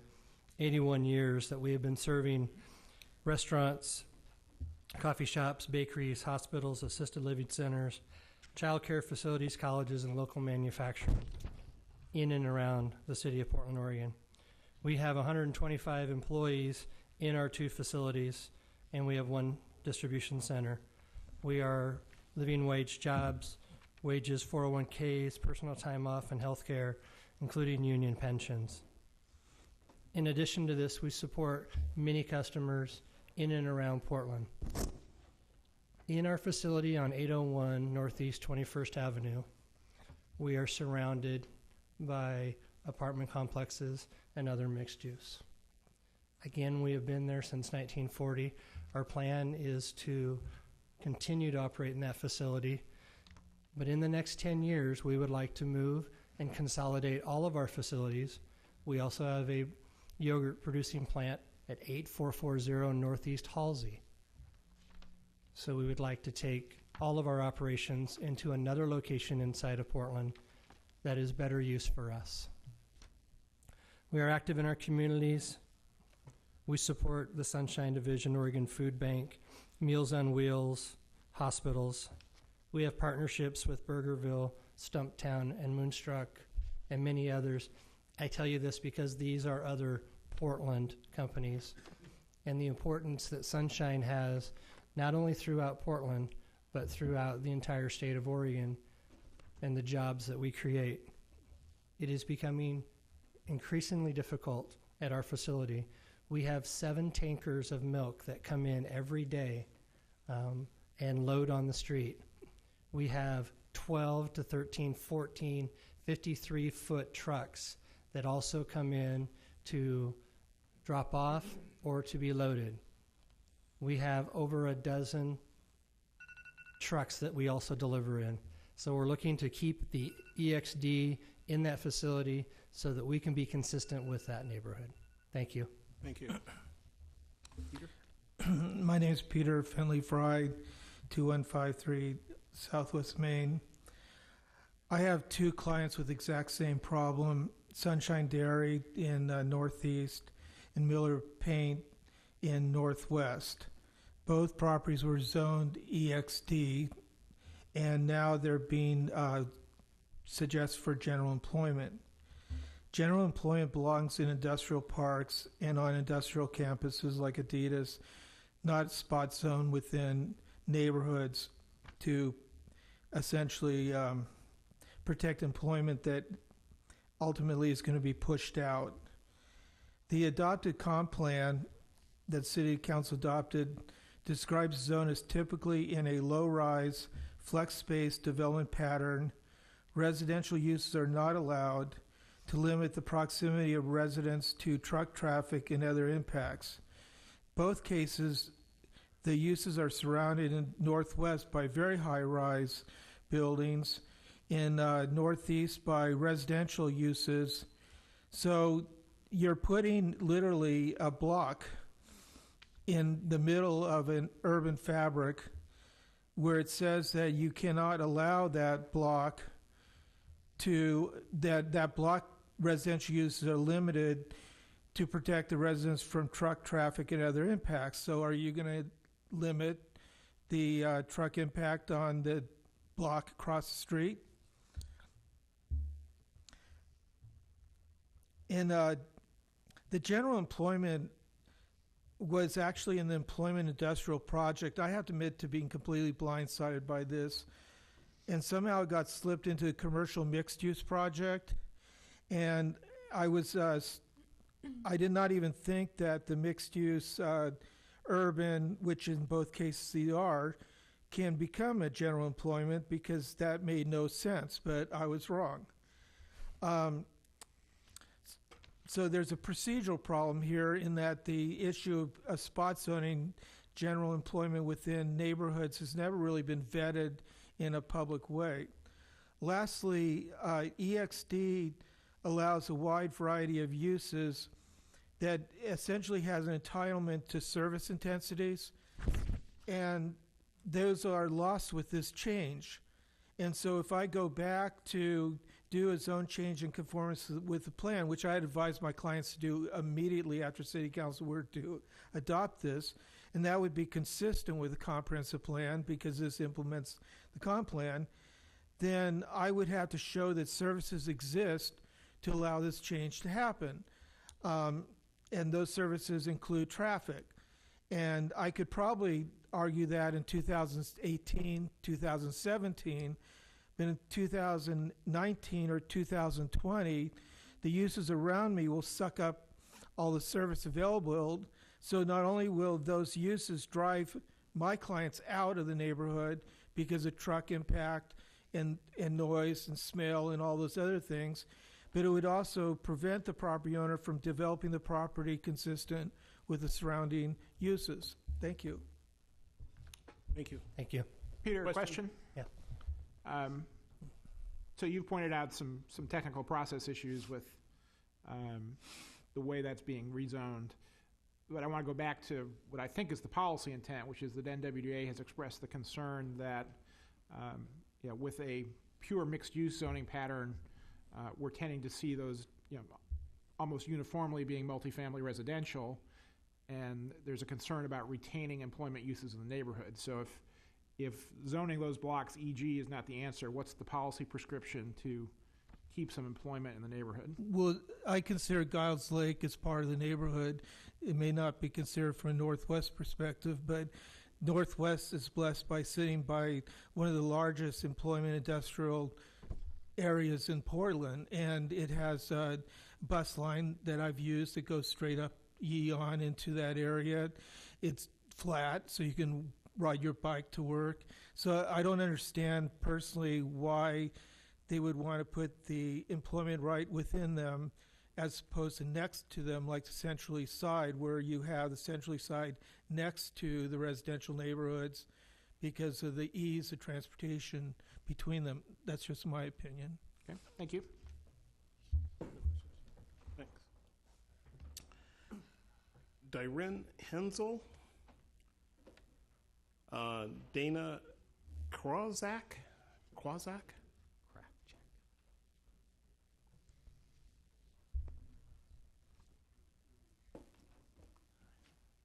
Go ahead and get started.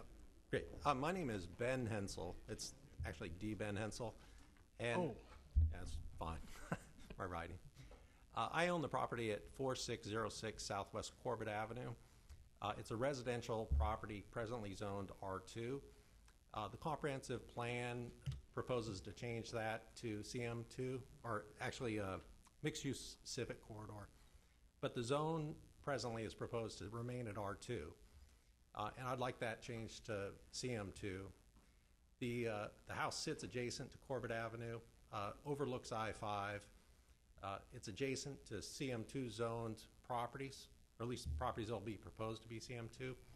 So it's really a residential island surrounded by commercial, high-traffic areas. It's a relatively poor place to have a residential house. I'm really only able to rent that to college students because no families, no working people want to live next to I-5. So I've submitted written testimony and just request that you consider that. Thank you. Good evening. I'm Dana Krafchek with Perkins Coie, 1120 Northwest Cooch, 10th floor, Portland, Oregon, 97209, here on behalf of Broadmoor, Inc., who is the owner and operator of Broadmoor Golf Course. We were here during the comp plan process, and City Council designated the front 22 acres of the golf course as industrial sanctuary. I submitted testimony this evening, so you probably haven't received it yet. But if you can see this map, it's really the stuff between the slough and Columbia has received an IS comp plan designation. When we testified in October before this body, we also requested that the zoning be changed at the same time, and this commission was in favor of that and recommended that. I don't know if it was intentional or an oversight, but currently that recommendation has not been brought forward into the composite zoning map. So our first request is what we requested in October, that the area be zoned in addition to the comp plan designation. Our second request is, as we've had time to look at this, we question whether the IG1 zone is the appropriate zone. Instead, we think that EG2 is more appropriate given the steeply sloped area of the frontage. It's difficult for truck access from Columbia. We've talked to Columbia Corridor Association. They're not opposed to it. We're not suggesting that the prime overlay, industrial overlay, be removed. Instead, just upzone it slightly so that it can actually be developed with jobs. We think that with the IG zone, it would not be developed with jobs. It retains, our proposal retains the over 100 acres of the balance of the site as open space. So if you actually are able to have employment uses on the front, that provides the lift, the economic lift needed to enhance the balance of the property. The second issue that we'd like to bring to your attention is, notwithstanding the fact that we are very actively involved in the comp plan process, it was never brought to our attention that there was a proposed public trail across the property, and not just across it, making a dog leg, so it encumbers a large part of the property. Our bad for not looking at the very last page of Chapter 8 related to public infrastructure to find a small map that showed this. I've got a blown-up version of the proposed trail. There's a lot of publicly owned land already in the area, including the Metro open space. We think that's the right place for the trail, not across an active golf course with golf balls flying. Thank you. Mike? Yeah, the Then trail, I Jeff? assume that's the 40-mile loop alignment you're referring to? Yes.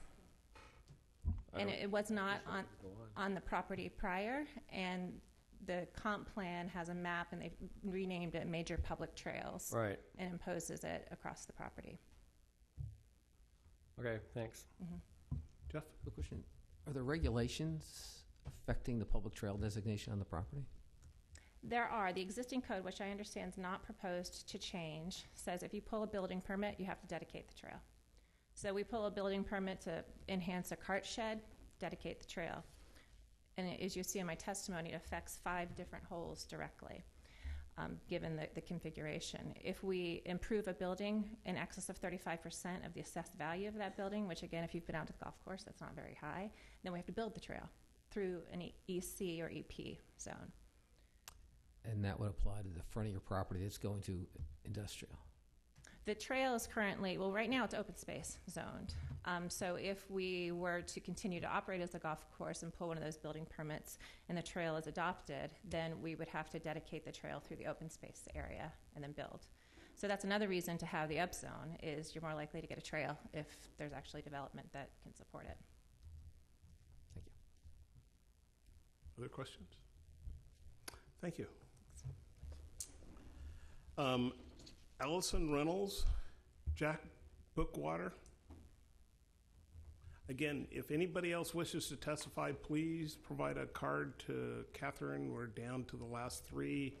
We're going to get through those, and then we're going to close the hearing, or have a discussion about closing the hearing. So, Hi. Allison Reynolds with Perkins Coie, and I'm here to testify on behalf of Solterra.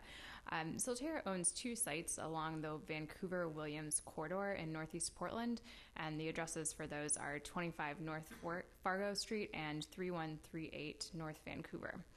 And both of these sites are currently zoned RX, but they're being downzoned. One is to RH, which is a relatively high residential zone and not a significant downzone, but the other is being downzoned to R1, which is a very significant downzone. And we understand the rationale for that R1 downzone was to have the zoning conform to the current development on the site, which is pretty low density. Of course, Solterra is in the process of permitting the process for both properties and is about to begin constructing mixed-use projects that comply to the current RX zone and maximize almost that zoning, but they will become non-conforming under the new zoning. And so we're asking for 2 things. First, to zone the Vancouver site to RH rather than to R1, so the new building can still be a conforming development after the code changes. And second, we understand that the RX zone is being eliminated outside of the central city, and all of the RX sites, including these, are being rezoned.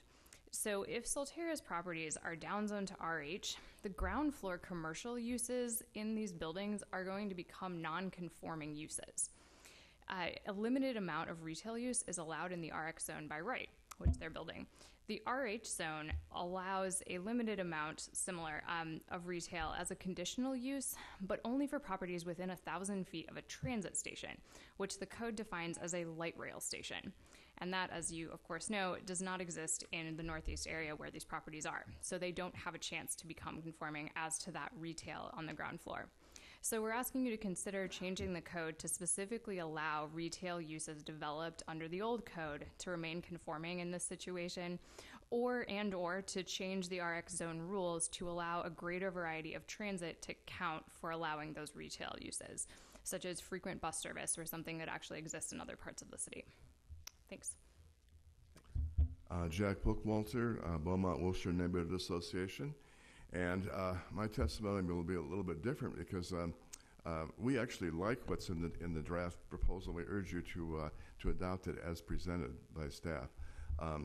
Now I know you will have heard people talk about upzoning the CM1 zones to CM2 on Fremont and various parts of the city. But we feel that it's very necessary to keep the staff's proposal for CM1. We just don't have the urban infrastructure to support 4- and 5-story mixed-use buildings, particularly with regard to public transit.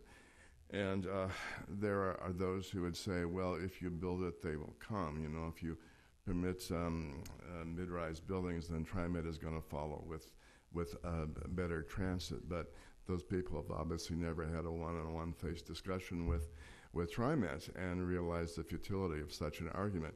They have no money. They have no plans. And if they did, even though they had the money, they are many more competing priorities, especially for Northeast Portland, where that money would go first and it would not go to neighborhood corridors like Fremont. So we are very much in sync with what the staff is proposing to keep most of Fremont CM1. Now the staff is proposing some areas of CM2, and we support that because it's within 500 feet of a different bus zone, number 75, which is a frequent service. Thank you. Questions? No question. Thank you. I'm going to call a couple of people that didn't respond before last time. Jason Frank, John Cameronos. Jason Frank, John Cameronos. Okay. Again, is there anybody else that wishes to testify? I've got one more here. Have you filled out a card? Come on, I don't know what your name is because we've called all the cards. Alim Gibbenhoff? Gebrayot. Well, Alam this is you. Gebrayot. This is you, Ben. Thank you for having me to speak today here in front of you. I am the owner of 311 North Fremont. I have testified before, but I think I could probably speak a little bit better with practice. I have owned this property for over 20 years, and when I came to this neighborhood almost 30 years ago, I was wondering why these homes are bordered, just beautiful 5 minutes from downtown street, and nobody was interested in this neighborhood. After 30 years, I see what I visioned, what I imagined, and what I wished of this neighborhood is coming. And I see now that the neighborhood is, we know that it's gentrified, and there is no enough housing. Of course, there's a lot of development, but it still is not enough. And I believe I hold my property visioning of this coming in our city, and this is just a few minutes away from downtown. And there's nothing, beyond, Red Cross and the Emmanuel Hospital, there's really nothing really residential. And I believe, my property is conveniently located to have more affordable housing and a bigger building. So on the last complaint, it has been approved or okay to be a mixed use or CM2, and I'm asking you to support this and consistent with this CM2, the complaint, to approve it to be on the same consistently. And thank you. Thank you. Questions? No? Thank you. Deborah, you want to come back up? Again, does anybody else wish to testify? So we'll have a quick discussion. Jeff had indicated he wanted to have a discussion about whether or not we would close the hearing and testimony today. Jeff, you want to? Let me ask something I'm confused about. So we had a work session where we made, I guess, a tentative decision to rezone a lot of the proposed corridors that were being proposed for CS1. I think we made a decision that for a lot of them, not all of them, but for a lot of them, we were going to recommend CS2. And I'm not sure if the people testifying today were aware of that. I'm not sure. I'm sorry, CM. I say CS. Many of the folks who testified tonight are from the areas where you didn't change that. Did not change it. So that was okay. I was not sure on that. Okay. but we're still working on that map. Okay, so I'm still, at least the record should be left open. We can discuss whether or not a hearing is necessary, but I think anyone, since we have not yet finalized our recommendation on those mixed-use zones, is that correct? We're still discussing potential map changes? Tonight was intended as the final hearing for the maps. I thought we were going to have a work session discussion. Am I wrong? You are correct, but typically after hearings is when you have work sessions and the discussion to discuss the testimony you heard. Right. So perhaps we can. Okay, I just wanted, so the recommendations we've already forwarded on were made publicly available. So the maps that were published reflected what we had discussed about changes from CM1 to CM2. You have not forwarded anything on yet. You're So people, I'm trying to understand, did the public have knowledge? Was it published what we've already recommended? Were they aware of which corridors we were recommending to change from CM1 to CM2? No, not yet, because you haven't made those recommendations formally. So we were getting testimony tonight on issues we've already made some recommendations on. Well, no, we haven't made any recommendations. So there was an informal vote, if I'm understanding. We've made members present, and that the actual recommendation would come as part of this package. And then if people are uncomfortable with that, then they have a second bite when it goes to city council. City council, yes. Correct. For the most part, the testimony you heard tonight was from folks who would still be affected by the modifications you discussed. Okay, well, let's just play it out and see. So I'd rather have our discussion before we close the record, make the decision to close the record. I guess we typically have not recommended that you have a discussion while the record is open, because you'll get play-by-play testimony as you go then, and the staff will have difficulty making a final recommendation to you because we're still getting daily comments in. I'm learning how you handle these large legislative rezones. I'm just bothered when you rezone someone's property. It's a hugely significant impact for many of these people.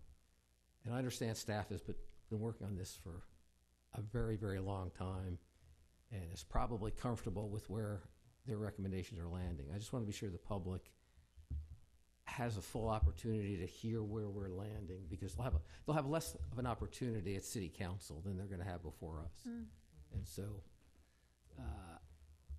I see Chris disagreeing. Those who are well represented will have their opportunity. We heard from a lot of people tonight who obviously aren't adept at expressing their interests as well as they could.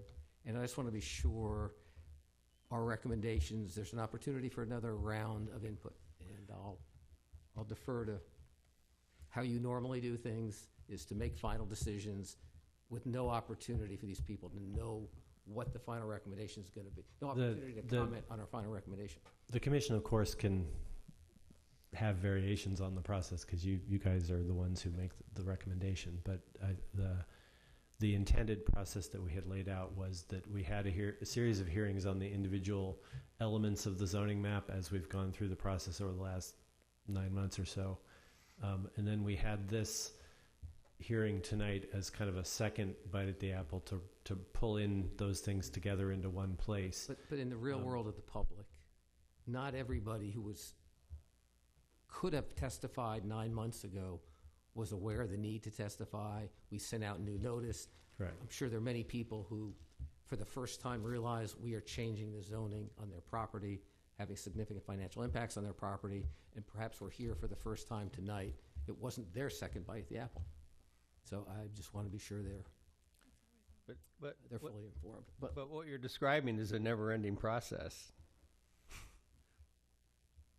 You're right. I mean, at some point, I'm not asking for never-ending. I just want to leave open the possibility that we may want significantly extended. Yeah. Well, concern is, why don't we have our discussion? I just heard a lot of issues tonight that maybe I'm not as well informed as other people on this commission, that I've got a lot of concerns and questions about. And we may wrestle them to the ground and decide, ready to go to city council. We may wrestle them to the ground and decide, you know what, we should give the public one more bite at the apple. So Our let's go forward. intended process after tonight was to bring the mapping discussion back. I believe we have a work session on the August 2nd. And what we would do, to take that one step further, we would take the testimony that we've heard and provide you with a summary with some recommendations where we heard testimony that we think offers you a choice. We'll try and crystallize that so that you are clear what decisions you have to make based on the testimony that we've heard, and we'll help distill that for you to make it clear. And so where there's a choice, we'll point that out. Where we think there was compelling testimony and there's a clear recommendation that staff would offer to you, we'll lay that out for you. So we'll sort of help organize your work. So in your work session on the 2nd, you'll see what kinds of decisions you'll be making based on the testimony and whatever staff can do to help make those digestible chunks of decisions so that you can move through those efficiently. Traditionally, when we did this with the comp plan, staff brought us, here were the, literally property by property, what we heard, plus other properties we were making a decision on. Kind of, if there was broad discussions about maybe a split zone, how that applies. If you make it one place in the city, do you need to make it everywhere, how that might apply, and then their recommendation, and then maybe some options. And so we had like a table, and we just kind of walked through the properties, and after a while, they kind of start solving themselves. But yeah, I mean, we'll go back through these, and I expect that we'll do this again in the mapping exercise. And from a staff logistics perspective, from our perspective, closing the record in advance of that is important because we need to have a static list to make a recommendation back to you on. If the record is held open, it delays our ability to sort the properties into bundles that can be discussed. And okay, Gary? Yeah. When we come back to all this, I'm assuming there's going to be some very large table that will outline the current zoning, the requested zoning, what the testifiers want to see done, et cetera. Would it be your intention to, or would it be possible to add a column about what would be the implications or the negative consequences of just going with the testifier's proposal? Because and the reason I ask that is that through the comp plan and the mapping exercise we've done so far, it feels like we're 97 to 99% along the way to getting what we wanted to accomplish in policy through the comp plan. And we're really dealing with kind of the last little properties that are extremely important to individual owners and families and businesses. They have a big impact there, but in the grand scheme of things, they have a relatively small impact. So if there is some way for us to understand what are the negative consequences in terms of conflicts with next door properties or transportation issues or, whatever is appropriate for us to consider, that would be really helpful. Okay. Will do. Chris? So just reflecting on the process a little bit, I'll admit when I first joined the commission, my reaction was much like Jeff's. We're making these huge sweeping decisions. We go through a lot of data. Surely we're going to give the public one more opportunity to comment on what we've done here before we seal this up. And I think Eric has explained why that's very difficult from a staff process. I think we do have the option, if we got through this and we still had questions that were unresolved in our mind, we could open the record back up and invite testimony to help us with those choices that were left. I mean, we don't do that very often, but it's not totally unheard of.